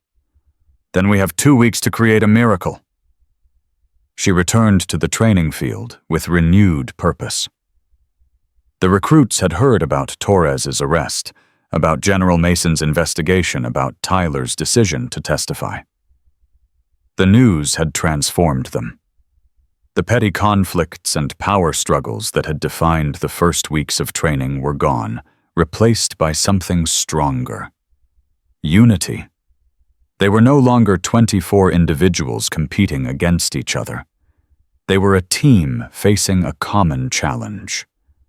Gloria gathered them together. You've heard what happened. You know what's at stake. In 2 weeks, we face the final evaluation. Everything we've worked for comes down to that day. She looked at each face in turn. I'm not going to lie to you. 2 weeks isn't enough time. By every standard measure, we should fail. The odds are against us. She paused. But odds don't matter. Standards don't matter. What matters is what you're willing to give. What matters is whether you can dig deeper than you've ever dug before and find something you didn't know you had. Danny Chen stepped forward. He was still recovering from the poisoning, still weaker than he should be, but his eyes burned with determination. Tell us what to do. Gloria smiled. We train. Harder than we've ever trained. We push past every limit we thought we had, and when the evaluation comes, we show them something they've never seen before. Tyler stepped forward next. I'm in. Then Derek, then Jake, then Marcus, then Sarah. One by one, every recruit stepped forward. Gloria looked at them and felt something she hadn't felt in a long time. Hope. The next 2 weeks were brutal. Gloria pushed them harder than any instructor had ever pushed recruits. 18-hour training days, combat simulations that lasted until dawn, physical challenges that made the obstacle course look like a warm-up. Some recruits broke down in tears. Some collapsed from exhaustion. Some questioned whether they could continue. But none of them quit. Danny Chen, despite his weakened condition, refused to accept lighter duties. He trained alongside everyone else, pushing through pain that would have stopped most people. Why? Gloria asked him one night after he had finished a particularly brutal session. You could take it easy. No one would blame you. Because if I take it easy, I'm telling myself I'm not good enough, and I'm tired of believing that. Tyler Mason became a different person. The arrogance was gone, replaced by quiet determination. He worked harder than anyone, not to prove he was the best, but to prove he could be part of something bigger than himself. Jake Hollister channeled his rage into focus. The violence that had once controlled him now served him. He became the team's most reliable operator in high-stress situations. Marcus Webb learned to slow down. He discovered that speed meant nothing without timing, and timing meant nothing without awareness. He became a strategist, not just a sprinter. Sarah Park became the team's unofficial leader. Her ability to read situations and coordinate responses made her invaluable. The father who had told her women didn't belong in combat would never have recognized the warrior she had become. And through it all, Gloria was there, pushing, teaching, demanding more than they thought they could give. Her body screamed at her every night. The 2 weeks of intense training had taken a terrible toll. Her knees swelled, her back spasmed. Every morning it took her longer to get out of bed. But she refused to show weakness. Refused to let them see how much it cost her. Because if she could keep going, so could they. 3 days before the evaluation, Gloria received a visitor she didn't expect. She was reviewing training footage in her quarters when the knock came. Enter. The door opened, and Tyler Mason walked in. But he wasn't alone. Behind him was a woman in her 60s, elegant and composed, with Tyler's eyes and a bearing that spoke of old money and older traditions. Gloria, this is my mother, Catherine Mason. Gloria stood up slowly. Mrs. Mason. Catherine studied her with an expression that was impossible to read. So, you're the woman who turned my son against his father. I'm the woman who taught your son to think for himself. Catherine's eyes narrowed. Then unexpectedly she smiled. Good answer. May I sit? Gloria gestured to a chair. Catherine sat down with the grace of someone who had spent a lifetime in formal settings. I came to thank you, Catherine said. Thank me for what you did to my son. Not to him. For him. Catherine glanced at Tyler. Richard has been controlling Tyler since the day he was born. Molding him, shaping him, trying to create a reflection of himself. I watched it happen, and I was too weak to stop it. Her voice caught slightly. When Tyler called me after Richard's arrest, he was different, stronger, more certain of who he was. For the first time in his life, he sounded like his own person, not an extension of his father. Gloria was silent. I know you have no reason to trust anyone named Mason, Catherine continued. But I wanted you to know that not all of us supported what Richard was doing, and some of us are grateful that you stopped him." She stood up. "The evaluation is in 3 days. I've made some phone calls. People who owe me favors, people who have no connection to my husband.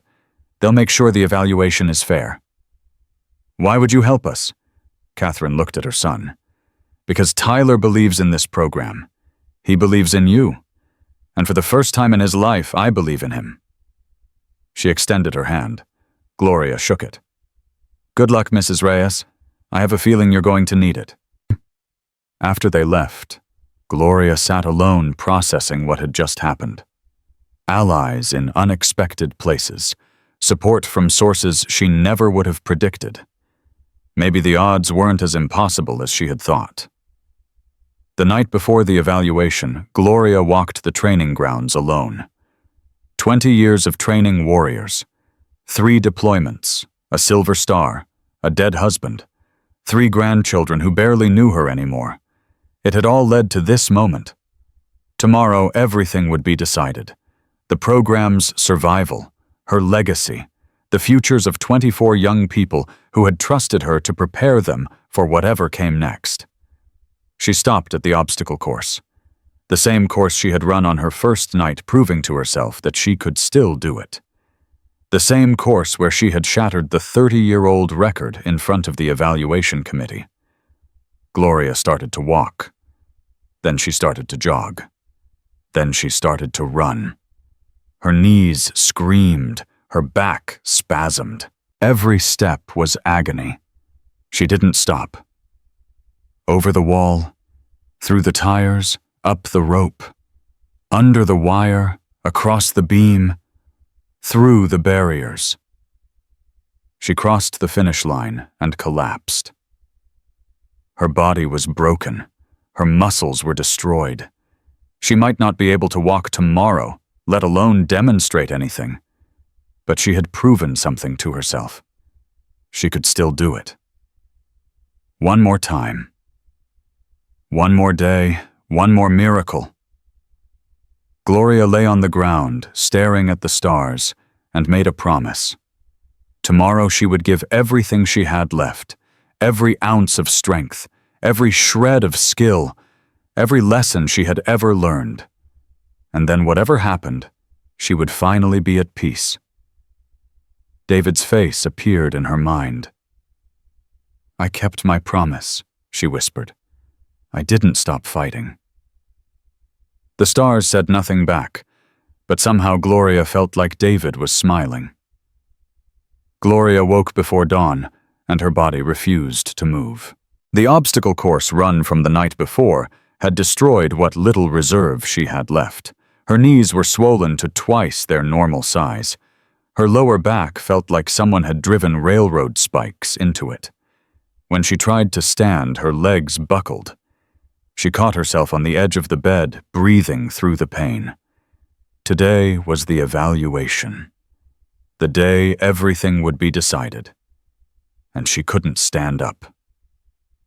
Gloria forced herself upright. One hand on the wall, then both feet on the floor, then one step, then another. Each movement was agony. But she had survived worse. She had crawled through desert sand with a bullet wound in her shoulder. She had carried a wounded Marine for 3 miles with 2 cracked ribs. She could do this. She had to do this. By the time she reached the training field, the recruits were already assembled. 24 faces turned toward her, filled with nervous energy and barely contained anticipation. They didn't notice her limp. She had practiced hiding it during the walk from her quarters. Years of training had taught her how to mask pain, how to move as if nothing was wrong even when everything was falling apart inside. "Today is the day," Gloria said.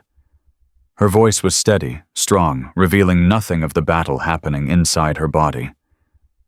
"Everything we've worked for comes down to the next 12 hours. The evaluation committee will test you in ways you haven't been tested before. They will push you harder than I ever pushed you." She paused, making eye contact with each recruit. But you're ready. You've been ready for weeks. All you have to do is show them what I already know. That you're warriors. That you belong here. That this program produces the finest operators in the military. Tyler stepped forward. What about you? What do you do during the evaluation? I watch, I advise, and if they ask me to demonstrate anything, I demonstrate. Danny Chen caught something in her voice. His eyes narrowed slightly, but he said nothing. The committee arrives in 1 hour, Gloria continued. Use that time to prepare yourselves mentally. Review the scenarios we've practiced. Trust your training. Trust each other. She turned and walked away, still hiding the limp, still pretending everything was fine. Raymond Cole was waiting for her in the administration building. You look like hell, he said. I feel worse. Can you make it through today? Gloria lowered herself into a chair, no longer bothering to hide the pain. I don't have a choice. Raymond studied her with concern. Gloria, if you collapse during the evaluation, I won't collapse. You can barely walk. Then I'll crawl. Gloria met his eyes. Those recruits trusted me to prepare them. I'm not going to let them down by sitting on the sidelines while they fight for their futures.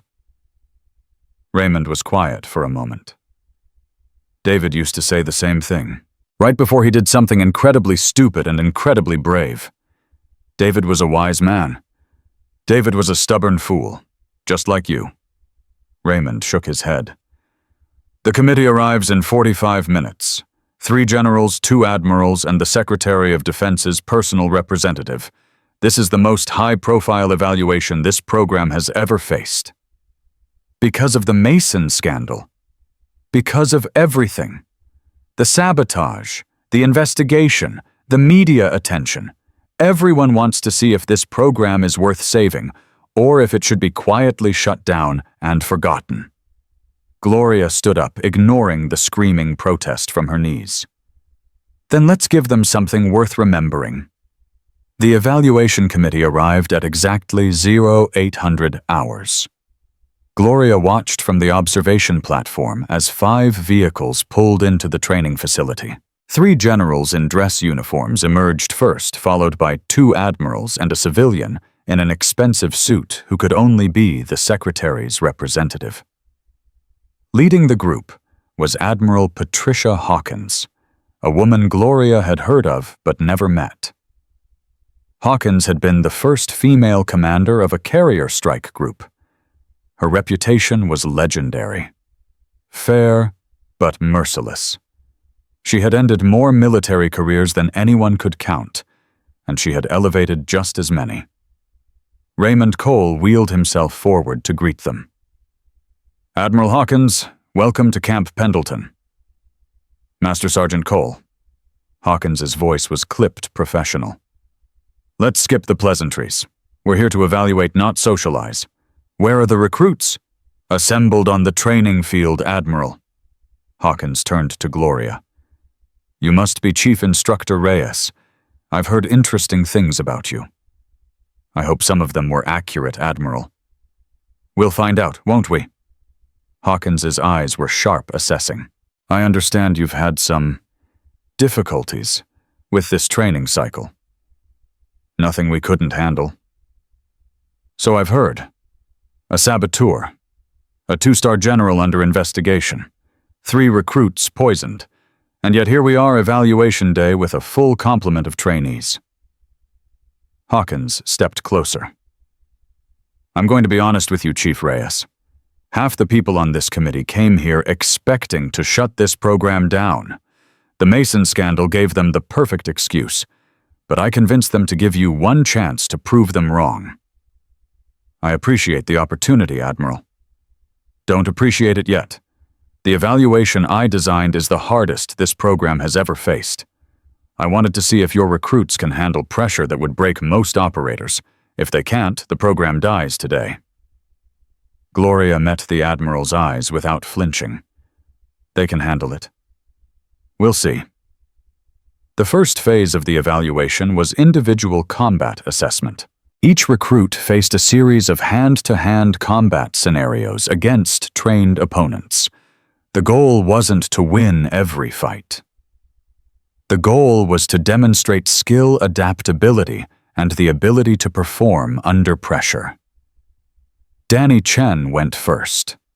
Gloria watched from the sidelines as Danny faced an opponent who outweighed him by 60 pounds. The evaluators expected him to be overwhelmed.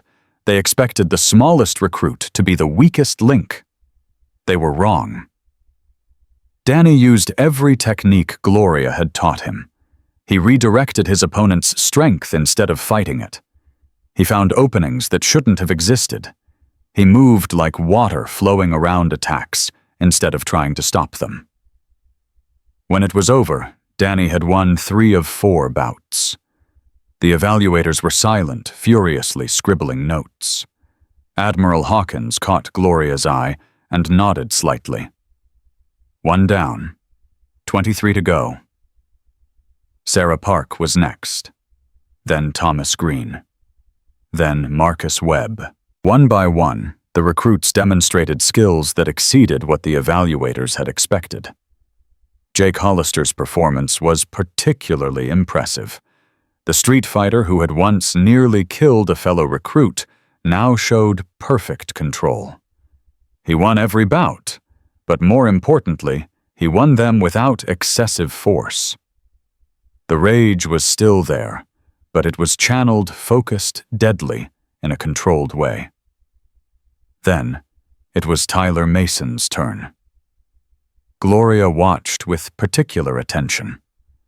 Tyler had more to prove than anyone. His father's disgrace hung over him like a cloud. Every evaluator knew who he was. Every evaluator was watching for signs that he was his father's son. Tyler's opponent was a Marine hand-to-hand combat instructor with 15 years of experience. The kind of opponent who had broken recruits' spirits, and sometimes their bones. The fight began. Tyler moved differently than he had at the beginning of training. The arrogant aggression was gone, replaced by patient precision. He didn't try to overpower his opponent. He outthought him. 3 minutes in, Tyler had the instructor on the ground arm locked, completely controlled. The evaluators exchanged glances. Admiral Hawkins made a note on her clipboard. Phase 1 complete. All 24 recruits had exceeded expectations, but the real test was yet to come. Phase 2 was tactical assessment. Squad-based scenarios designed to test coordination, communication, and decision-making under fire. Gloria had divided the recruits into 4 squads of 6. Each squad would face a different scenario, and the evaluators would rotate between them. Squad Alpha, led by Tyler Mason, faced a hostage rescue simulation. 6 hostages, multiple armed opponents, limited time. Gloria watched from the observation room as Tyler coordinated his team. Danny Chen was his second in command. Jake Hollister handled close combat. Sarah Park managed communications. Marcus Webb and Derek Stone covered tactical support. The scenario began. Immediately, everything went wrong. The hostages weren't where intelligence said they would be. The opponent force was larger than expected. Communications were jammed. Tyler didn't panic. Danny, take Jake and Marcus. Breach from the east. Sarah, can you restore comms? Working on it. Derek, you're with me. We'll create a diversion from the north. The squad moved like a single organism. 6 weeks ago, they had been individuals who barely tolerated each other. Now they anticipated each other's movements, covered each other's weaknesses, communicated without words. Tyler led the diversion that drew opponent forces away from the hostages. Danny's breach team moved in with surgical precision. Jake neutralized 3 opponents in under 10 seconds. Marcus provided cover fire, while Derek secured the extraction route. Sarah restored communications just in time to coordinate the final phase. All 6 hostages extracted. 0 friendly casualties. Mission time 4 minutes 32 seconds. The evaluators stopped writing. They just stared. Admiral Hawkins turned to Gloria. How long have they been training together? 6 weeks. That's impossible. That level of coordination takes months, years. Not if you teach them right.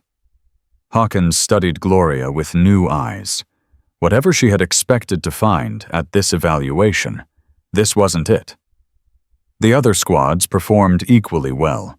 Different scenarios, different challenges, same results. Each squad demonstrated capabilities that exceeded what the evaluators had believed possible for recruits with less than 2 months of training. By the end of Phase 2, the mood in the observation room had shifted. The generals who had come expecting to shut down the program were now leaning forward in their seats, engaged, impressed. But Admiral Hawkins wasn't satisfied. Phase 3, she announced. Full combat simulation, all 24 recruits, maximum difficulty. Raymond Cole wheeled himself forward. Admiral, with respect, we haven't prepared them for a full-scale simulation. I know. That's the point. Hawkins looked at Gloria. Any squad can perform well when they know what's coming. I want to see how they perform when everything goes wrong. Gloria's heart sank. A full combat simulation with no preparation. Maximum difficulty. This wasn't an evaluation. This was a designed failure. But she couldn't refuse. Not with everything on the line. How long do we have to brief them? 15 minutes, starting now. Gloria gathered the recruits in a tight circle. Change of plans. The committee wants a full combat simulation. All of us. Maximum difficulty. We have 15 minutes. The recruits exchanged worried glances. We haven't trained for this, Derek said. No, we haven't. But we've trained for something more important. We've trained to adapt. To think. To trust each other. Gloria looked at each face. This is designed to break us. The committee expects us to fail. They want to see if we panic when the plan falls apart. She paused. We're not going to panic. We're going to do what warriors do. We're going to face the chaos and find a way through it. Tyler stepped forward. What's the scenario? I don't know. They haven't told me. Then how do we prepare? Gloria smiled grimly. We don't prepare for a specific scenario. We prepare for anything. She spent the next 12 minutes drilling them on adaptability, communication protocols when normal channels failed, decision-making frameworks when there was no time to think, trust exercises that reinforced their connections to each other. When the 15 minutes were up, Admiral Hawkins appeared. The scenario is a compound assault. Multiple buildings, multiple objectives, unknown enemy strength. You'll receive intelligence updates in real time, some accurate, some false. Your job is to complete all objectives while minimizing casualties. She paused. Chief Reyes, you will participate in this simulation. Not as an observer, as a combatant. Gloria's blood ran cold. She could barely walk. Her body was falling apart. Participating in a full combat simulation would destroy her, but refusing would show weakness, would give the committee exactly what they needed to justify shutting down the program. Understood, Admiral? One more thing. The simulation is live fire with paint rounds. They hurt. A lot. Any recruit who takes a fatal hit is out of the simulation. Any recruit who takes a disabling hit must continue with that limitation. Hawkins met Gloria's eyes. I want to see how you perform when it's real, when there are consequences. Gloria turned to her recruits. You heard the Admiral. This is as close to real combat as training gets. Remember everything I taught you. Trust your instincts. Trust each other. She took a breath. And remember why we're here. Not to prove anything to them. To prove something to ourselves. The simulation began. The first 5 minutes were chaos. Gloria's knees screamed as she moved through the compound with Squad Alpha. Every step was agony. Every movement cost her something she couldn't afford to lose. But she kept moving. Paint rounds flew through the air. Recruits took hits, called out their status, adapted. The squads communicated through hand signals and abbreviated codes, maintaining coordination, even when the planned communication channels failed. Gloria spotted an enemy position and dropped into cover. Her lower back spasmed so badly she nearly cried out.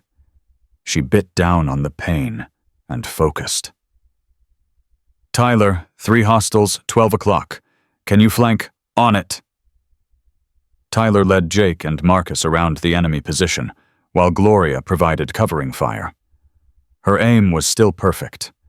Decades of training didn't disappear just because her body was failing. 3 paint rounds, 3 hits, 3 enemies eliminated. But the simulation wasn't playing fair. More enemies appeared. Intelligence updates contradicted each other. Objectives changed without warning. Danny Chen took a hit to his leg. Disabling wound. He couldn't run. "Leave me," Danny said. "I'll slow you down." "No one gets left behind," Gloria said. "Jake, help him move. We continue as a unit." They pushed forward. Sarah Park went down with a fatal hit. Out of the simulation. She had been covering the squad's rear, protecting them from an ambush she had spotted before anyone else. "Sarah's down," Marcus called. "Derek, take her position. Keep moving." Gloria's vision was starting to blur. The pain was becoming unbearable. Her body was shutting down, demanding rest she couldn't give it. 20 minutes into the simulation, they had completed 2 of 4 objectives. But the enemy force was overwhelming. They were being pushed back, losing ground. Admiral Hawkins watched from the observation platform, her face unreadable. Gloria made a decision. "Tyler, take command. I'm going to draw their fire." "What, no? You'll be exposed." "That's the point. I draw them out, you complete the objectives." "Gloria, you can't. That's an order, Mason. Complete the mission." Before Tyler could argue, Gloria broke from cover and sprinted toward the enemy position. Her knees gave out halfway there. She stumbled, fell, kept moving on pure willpower. Paint rounds exploded around her, hitting her body, her arms, her legs.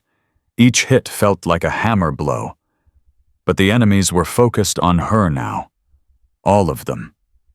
Every gun pointing at the 54-year-old woman who was crawling toward them like she didn't know she was already dead. Tyler saw the opening. "All squads, now move." The recruits surged forward. Without enemy fire pinning them down, they moved through the compound like lightning. Objective 3 fell. Then Objective 4. Gloria lay on the ground, covered in paint, her body finally giving up. She couldn't move anymore. Couldn't fight anymore. Could barely breathe.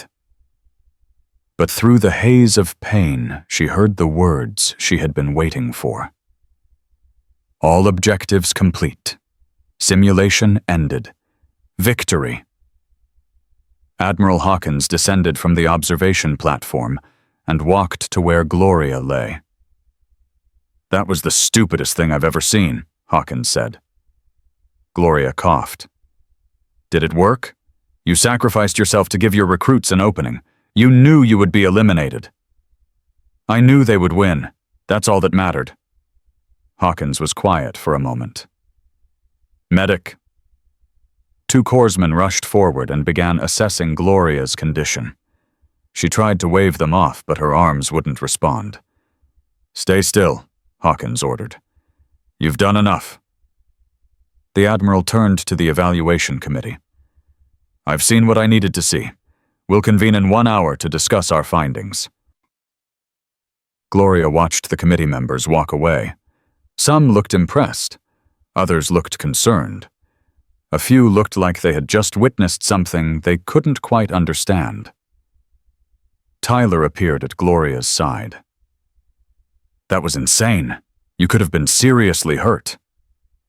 I'm fine. You're not fine. You can barely move. Gloria managed a weak smile. I moved when it mattered. That's what counts.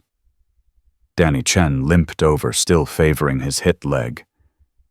You saved us. If you hadn't drawn their fire, you would have found another way. I just made it easier. Jake Hollister was next. His eyes were wet. Nobody's ever done anything like that for me. Nobody's ever sacrificed. Get used to it, Gloria said. That's what warriors do for each other.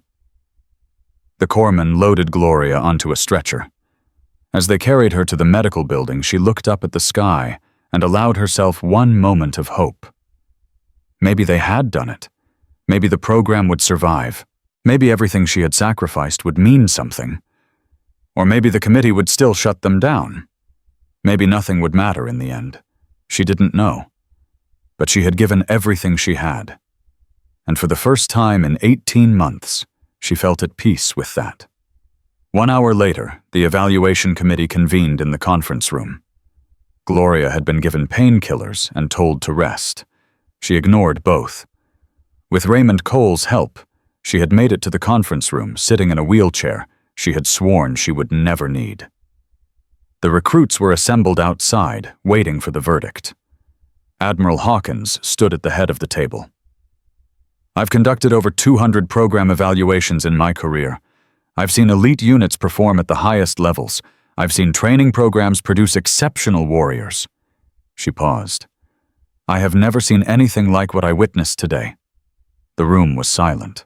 These recruits performed at a level that exceeds active duty special operations teams.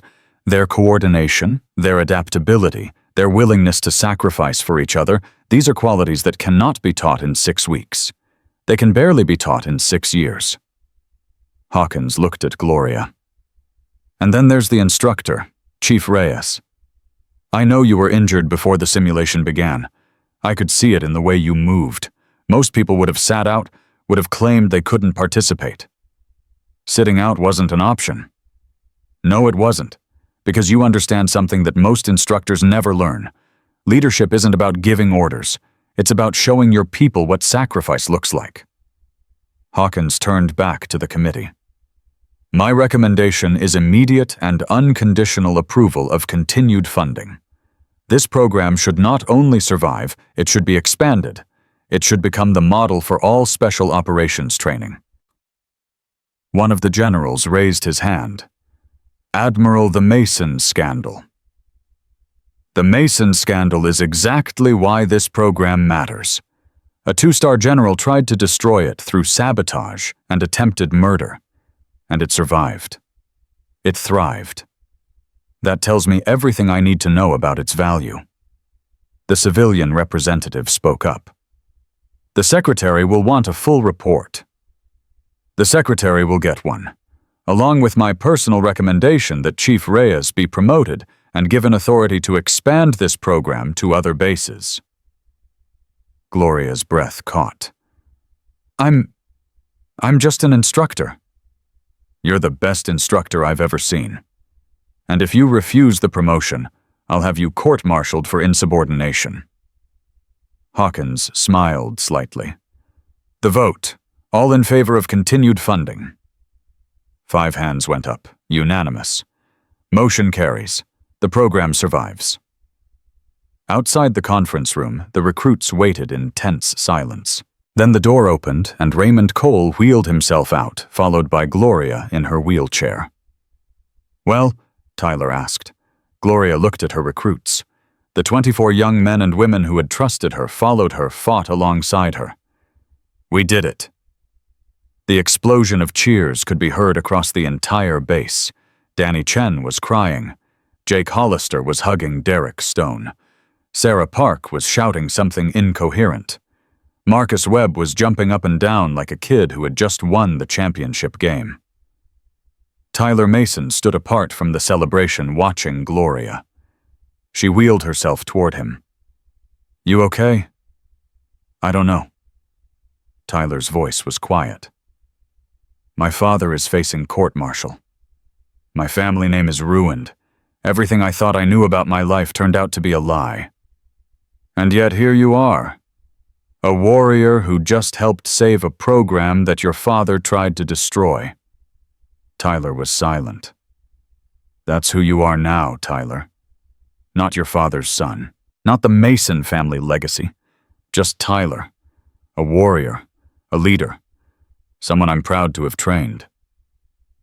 Tyler's eyes glistened. "Thank you, Gloria. For everything. Don't thank me. Thank yourself. You did the work. You made the choices. I just pointed you in the right direction." She reached out and gripped his hand. "Your father's mistakes don't define you. Your choices define you. Remember that." Tyler nodded slowly. Then he joined the celebration with his fellow recruits, and for the first time since Gloria had met him, he looked like he belonged. That night, Gloria sat alone in her quarters, too exhausted to sleep, too wired to rest. A knock at the door interrupted her thoughts. "Enter." Danny Chen walked in, still limping from the simulation. "I wanted to check on you." "I'm fine." "No, you're not. I've been watching you for weeks.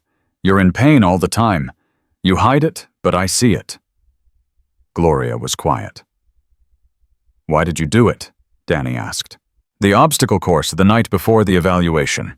I saw you, 3 in the morning, running the course like your life depended on it. Because I needed to know I could still do it. But you couldn't. Not really.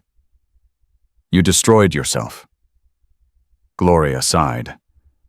"When David died, I stopped believing I had anything left to give. I stopped training, stopped caring. Let myself become the old woman everyone sees when they look at me." She met Danny's eyes. "Coming here was supposed to prove I was wrong, that I still had something to offer, that I wasn't just waiting to die. And I proved it. Maybe not to myself, but to you. To all of you. If a 54-year-old grandmother can sacrifice everything for her mission, then what excuse does anyone else have?" Danny sat down across from her.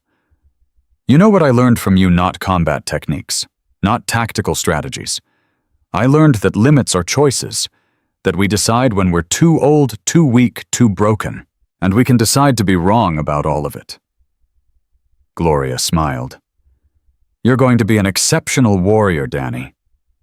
"I already am, because I had an exceptional teacher."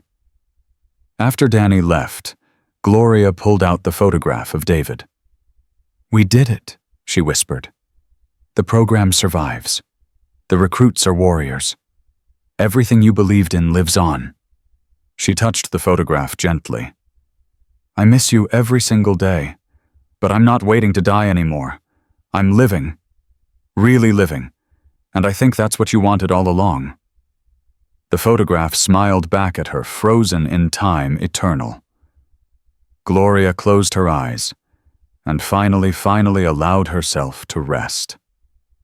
2 weeks after the evaluation, Gloria stood at the podium for the graduation ceremony. Her knees still ached. Her back still protested every movement. The doctors had told her she needed surgery, physical therapy, months of recovery. She had told them she would get to it eventually. 24 recruits stood before her in crisp dress uniforms, their faces transformed from the arrogant, uncertain young people she had met 7 weeks ago. They were warriors now. She could see it in the way they held themselves, in the steadiness of their eyes, in the quiet confidence that radiated from every one of them. Admiral Hawkins sat in the front row of the audience alongside Raymond Cole and a collection of brass that would have intimidated Gloria a decade ago. Catherine Mason was there too, sitting alone watching her son with an expression that mixed pride with sorrow. Gloria cleared her throat.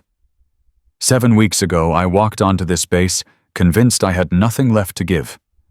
I was 54 years old, widowed, broken in ways that don't show on the outside. The woman I used to be felt like a stranger. The warrior felt like a ghost. She paused, looking at each recruit in turn. Then I met you. Tyler Mason straightened slightly. Danny Chen's eyes glistened. Jake Hollister's jaw tightened with emotion he was trying to hide. You didn't make it easy. Some of you tried to drive me out. Some of you mocked me, threatened me, dismissed me as a washed-up grandmother who had no business training warriors. And you know what? Part of me believed you were right. Gloria's voice caught, but she pushed through. But here's what I learned.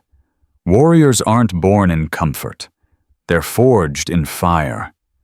Every obstacle you threw at me, every challenge, every moment when I wanted to quit, those were the things that reminded me who I am. She stepped out from behind the podium. I came here to save this program, but the truth is, you saved me. The audience was silent. Today, you graduate as the finest class this program has ever produced. You've exceeded every expectation, shattered every record proven, every skeptic wrong. But that's not what matters. Gloria walked toward the front row of recruits. What matters is who you've become. Not warriors because of your strength or speed or tactical skills. Warriors because of your hearts. Because you learned to trust each other. To sacrifice for each other. To find strength in places you didn't know existed.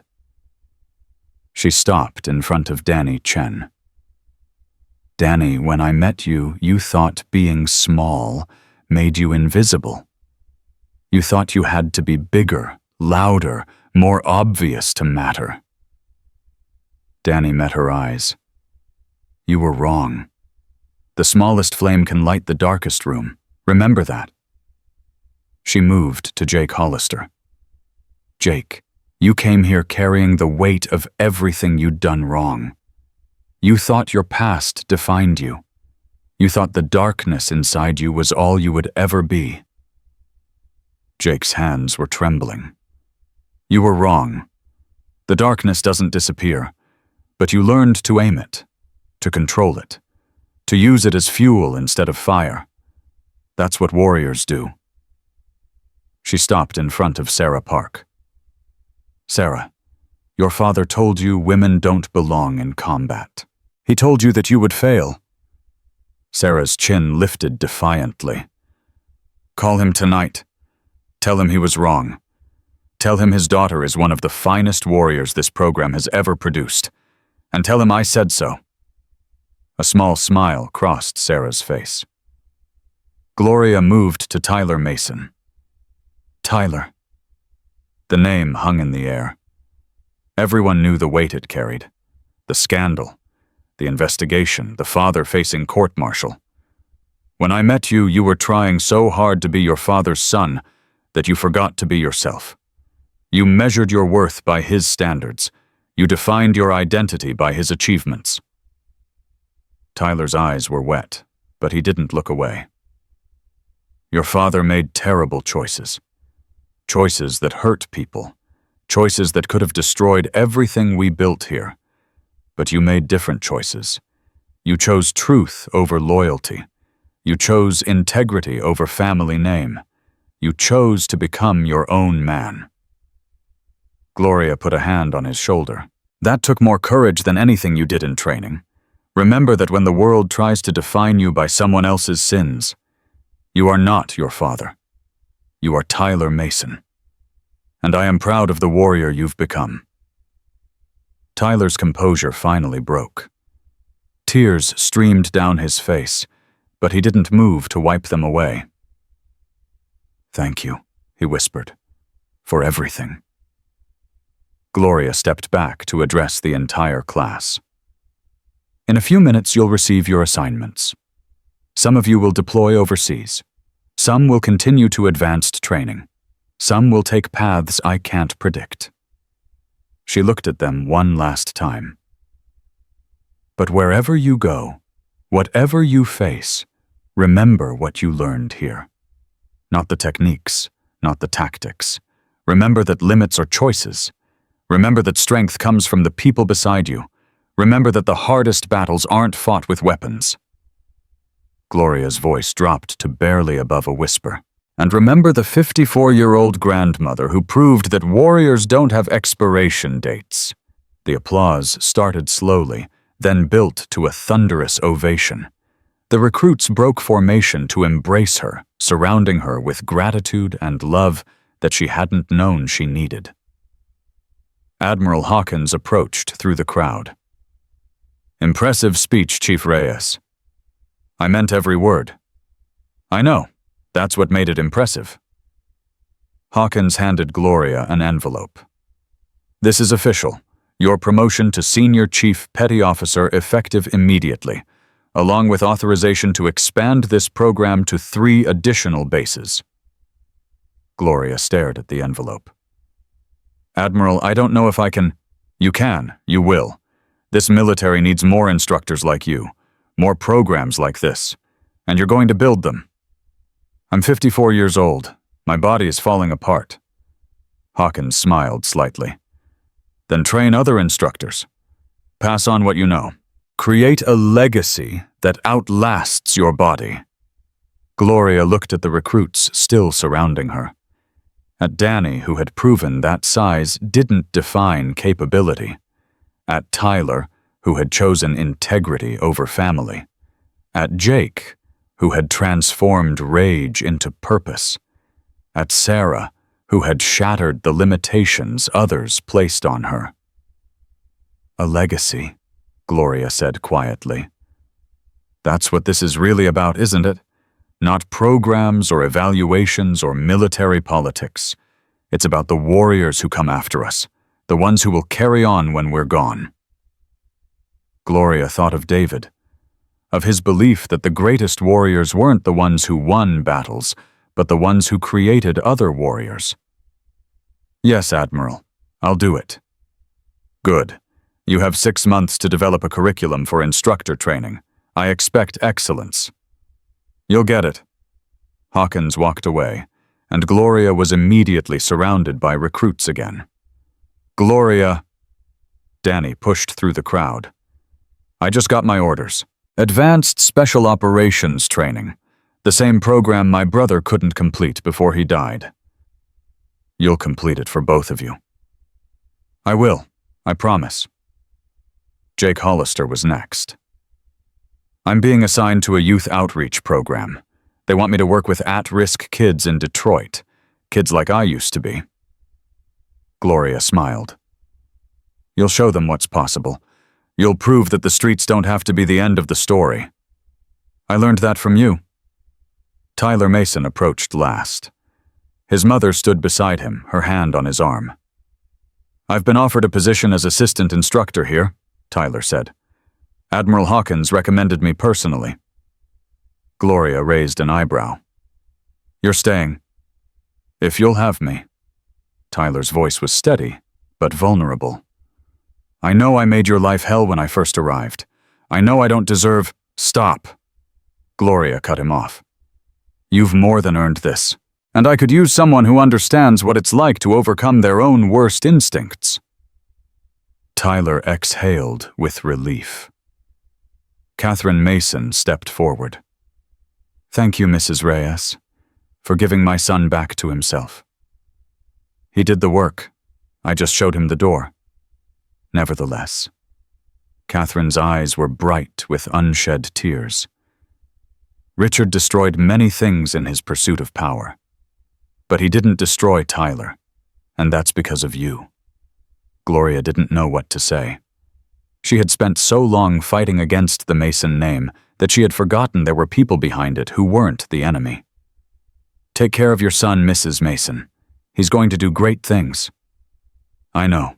I finally believe that." The ceremony concluded with Raymond Cole taking the podium. He had prepared remarks, but he set them aside. "I've known Gloria Reyes for over 30 years. I served with her husband. I watched her become one of the most decorated combat instructors in Marine Corps history, and I watched her walk away from everything when she lost the man she loved." Raymond's voice grew thick with emotion. "When I called her 2 months ago and asked her to come back, I wasn't sure she would say yes. I wasn't sure she had anything left to give. I was wrong." He looked directly at Gloria. What we witnessed in this program wasn't just excellent training. It was resurrection. Gloria didn't just teach these recruits how to fight. She taught them how to live. And in doing so, she taught herself the same lesson. Raymond raised his hand in salute. To Chief Instructor Gloria Reyes, the finest warrior I have ever known. Every recruit snapped to attention and returned the salute. Then the audience. Then the brass. Even Admiral Hawkins raised her hand in tribute. Gloria stood alone in a sea of people honoring her, and for the first time in 18 months, she didn't feel alone at all. 3 months later, Gloria returned to San Antonio. The program expansion was underway. Tyler Mason was proving to be an exceptional assistant instructor. Danny Chen had completed his advanced training and was already deployed overseas. Jake Hollister was making headlines with his youth outreach work, transforming gang members into something their communities could be proud of. But Gloria needed time away. Time to heal. Time to reconnect with the parts of her life she had neglected. Her daughter picked her up at the airport. "Mom," Elena embraced her fiercely. "You look different." "Different how? I don't know. Stronger. More you." Gloria smiled. "Where are my grandchildren? At home bouncing off the walls. They've been asking about you every day since you left." The drive home felt surreal. 2 months ago, Gloria had left this city believing she would never find purpose again. She had returned transformed, carrying wounds that would never fully heal and strength she hadn't known she possessed. The front door burst open before the car had fully stopped. "Grandma!" 3 small bodies collided with Gloria as she stepped out of the car. Maria, 7 years old, with her grandfather's eyes. David Jr., 5, named for the man Gloria still missed every day. And little Rosa, 3, who clung to Gloria's leg like she might disappear. "I missed you so much," Maria said. "I missed you more. Grandma-Mom said you were training warriors. Is that true?" Gloria knelt down to meet her granddaughter's eyes. "Yes, sweetheart, that's true." "Were they big and strong and scary?" "Some of them were. But you know what I learned? What? The strongest warriors aren't the biggest ones. They're the ones with the biggest hearts." Maria's eyes went wide. "Like you." Gloria pulled all 3 grandchildren into her arms. "Like all of us, sweetheart. Like all of us." That night, after the children were asleep, Gloria sat on her back porch with a cup of coffee that had long gone cold. Elena joined her. "Mom, can I ask you something?" "Anything." "When you left for that training program, I was scared. I thought you were running away, that you were trying to find a place to die." Gloria was quiet for a moment. "You weren't entirely wrong." Elena's breath caught. "But that's not what happened. I went there thinking I had nothing left. I came back knowing I have everything." Gloria looked at her daughter. "I have you. I have the grandchildren. I have a purpose that will outlast my body. And I have peace. Peace. Your father's death broke something in me. I didn't know how to live without him. For 18 months I was just existing, going through the motions, waiting for the end." Gloria's voice strengthened. "But those recruits taught me something. They showed me that grief isn't the end of the story.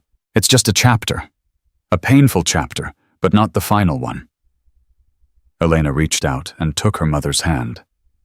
"Dad would be so proud of you." "I know. I feel him with me every day, not haunting me anymore, just present, watching, believing in me the way he always did." They sat in silence for a long time, mother and daughter connected by love and loss and the unbreakable bonds of family. 6 months after that, Gloria received a phone call that changed everything again. "Chief Reyes, This is Admiral Hawkins. Admiral, what can I do for you? I have news. Danny Chen's unit was ambushed in Afghanistan. Heavy casualties, multiple fatalities. Gloria's heart stopped. Danny, he survived, barely. He's being medevaced to Walter Reed. But Gloria, he used everything you taught him. The after-action report says he saved 7 members of his unit by drawing enemy fire and creating an extraction opportunity. Gloria's throat tightened. That sounds familiar. It should. He learned it from you. Hawkins paused. He's asking for you, Gloria.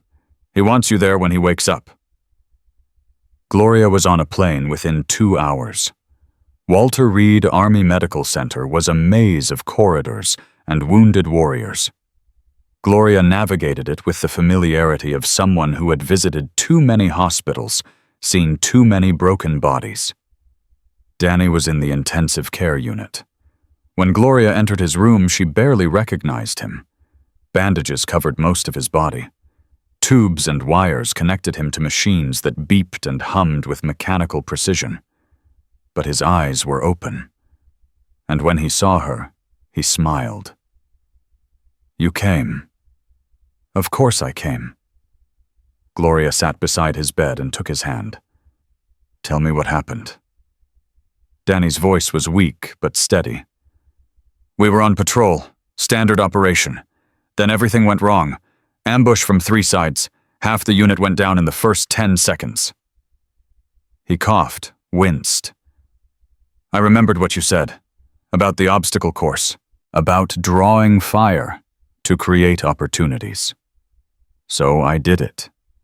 I ran toward the enemy position, screaming, shooting, making myself the biggest target I could. You could have been killed. I almost was, but the rest of the unit got out. 7 of them made it because the enemy was focused on me. Danny's eyes found Gloria's. I thought about you the whole time, about how you did the same thing during the evaluation, how you taught us that sacrifice isn't about dying, it's about giving others the chance to live. Gloria's eyes were wet. I'm so proud of you, Danny. I'm proud of me too, for the first time in my life. Danny's grip on her hand tightened. You know what I realized while I was lying there bleeding, waiting for extraction? What? You were right about everything. Being small doesn't make you invisible. It makes you harder to hit. Despite everything, Gloria laughed. That wasn't exactly what I meant. I know, but it worked. Danny's eyes started to close. Will you stay until I wake up again? I'll stay as long as you need me. Thank you, Gloria, for making me into someone worth being. He drifted off to sleep, and Gloria sat beside him, holding his hand, watching the monitors that tracked his vital signs. This was her legacy, not programs or evaluations or promotions. This boy, this warrior, this life that she had helped shape. And there were others. Tyler rebuilding his identity from the ashes of his father's disgrace. Jake saving kids from the streets that had almost destroyed him. Sarah proving every day that women belonged wherever they chose to be. 24 warriors who would create more warriors, who would pass on the lessons Gloria had taught them. Who would carry her legacy forward long after she was gone. David had been right. The greatest warriors weren't the ones who won battles. They were the ones who created other warriors. Gloria had finally become the greatest warrior she could be. 1 year later, Gloria stood at the starting line of the Camp Pendleton obstacle course. It was 300 hours, just like the first night she had come here. The same floodlights, the same obstacles, the same ghosts of warriors past and future. But everything else had changed. She was 55 now. The surgeries had helped. The physical therapy had restored most of her mobility. She would never be the warrior she was at 30, but she had accepted that. She didn't need to be. Tyler Mason stood beside her, stopwatch in hand. "You sure you want to do this? One more time. For the record." Tyler smiled. "Your record still stands, you know. 3 minutes, 44 seconds. Nobody's even come close." "I know. But this isn't about the record." "Then what's it about?" Gloria looked at the course. At the wall she had climbed 100 times, at the ropes and tires and wire and beam, at every obstacle that had tried to break her and failed. "It's about proving something to myself. One last time." Tyler raised the stopwatch. "On your mark." Gloria settled into her starting stance.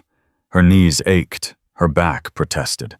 Her body was older, slower, more fragile than it had ever been. But her heart was strong. Her will was unbreakable. And she had learned something in the past year that she hadn't known before. Limits are choices. "Ready?" The floodlights blazed. The course waited. "Go!" Gloria ran. The wall came first. She hit it at full speed, hands finding purchase, pulling herself up and over, slower than before, but still moving, still fighting. The tires were next. Left foot, right foot, rhythm, steady, breathing, controlled. The rope climb burned her shoulders. The barbed wire crawl scraped her elbows raw. The balance beam tested every ounce of focus she had left. The final sprint was agony. Pure agony. Her lungs burned. Her legs screamed. Every cell in her body demanded that she stop. She didn't stop. She crossed the finish line and looked at Tyler. "Time." Tyler stared at the stopwatch. 3 minutes, 47 seconds. 3 seconds slower than her best, but still faster than the 30-year-old record she had shattered when she first arrived. Still faster than any recruit had ever run. "That's good enough?" Gloria said. "Good enough? That's incredible. You're 55 years old." "I know how old I am," Gloria smiled. "But age is just a number, and numbers don't define warriors." She walked off the course, not limping, not struggling, just walking. Behind her, Tyler watched with something like awe. This was who Gloria Reyes was. Not a grandmother, not a widow, not a washed-up instructor living on past glory. A warrior. Still fighting, still proving, still showing the world what was possible. The next morning, Gloria gathered her new class of recruits. 30 young faces stared back at her, some with arrogance, some with fear, some with uncertainty about what they had gotten themselves into. She had seen these expressions before. She would see them again. "My name is Gloria Reyes. For the next 8 weeks, I will be your senior instructor." A young man in the front row smirked. He reminded her of Tyler Mason on that first day. Cocky, dismissive, convinced that the gray-haired woman in front of him couldn't possibly have anything to teach him. "Before we begin, there is something you need to understand." She stepped closer to the formation. "You think you know what a warrior looks like. You're wrong." The smirking recruit opened his mouth to say something. "Don't," Gloria said. "Whatever clever comment you're about to make, save it. I've heard them all. I've been called grandma, has been washed up, and worse. None of it matters." She began walking down the line, making eye contact with each recruit. "What matters is this: by the time I'm done with you, some of you will be warriors. Some of you will wash out, and all of you will learn something about yourselves that you didn't know before." Gloria stopped in the center of the formation. 7 weeks ago, I told my last class that the hardest battles aren't fought with weapons. They're fought inside your own head, against your fear, against your doubt, against every voice telling you that you can't, that you won't, that you shouldn't. She smiled. That hasn't changed, neither have I. The smirking recruit had stopped smirking. Something in Gloria's eyes had reached him. Something that couldn't be taught or faked or manufactured. Your first lesson is stillness. You will stand in this formation without moving for 45 minutes. No talking, no shifting your weight, no scratching itches or adjusting uniforms. Confused murmurs rippled through the ranks. Perfect stillness, Gloria continued, because the warrior who cannot control their own body cannot hope to control a battlefield. She checked her watch. 45 minutes begins now, and so it began again. The same lessons, the same challenges, the same transformation from raw recruits to finished warriors. But Gloria was different now. Wiser. Stronger. More certain of who she was and what she was meant to do.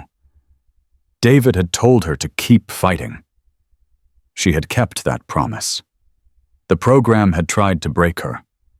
She had broken the program's records instead. Her body had tried to fail her. She had forced it to keep moving anyway.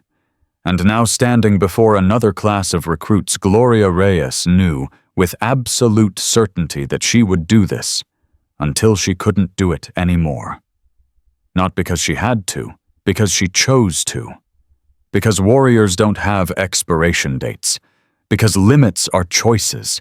Because the greatest legacy a warrior can leave is the warriors who come after them.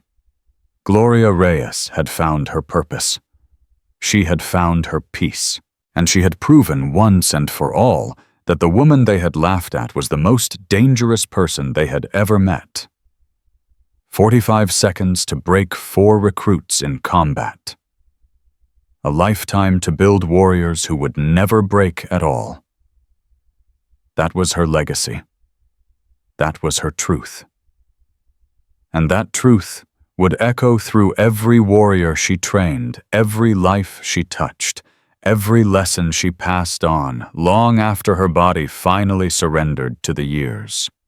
Gloria Reyes, 55 years old, grandmother widow warrior, stood before her recruits and smiled. Time to get to work.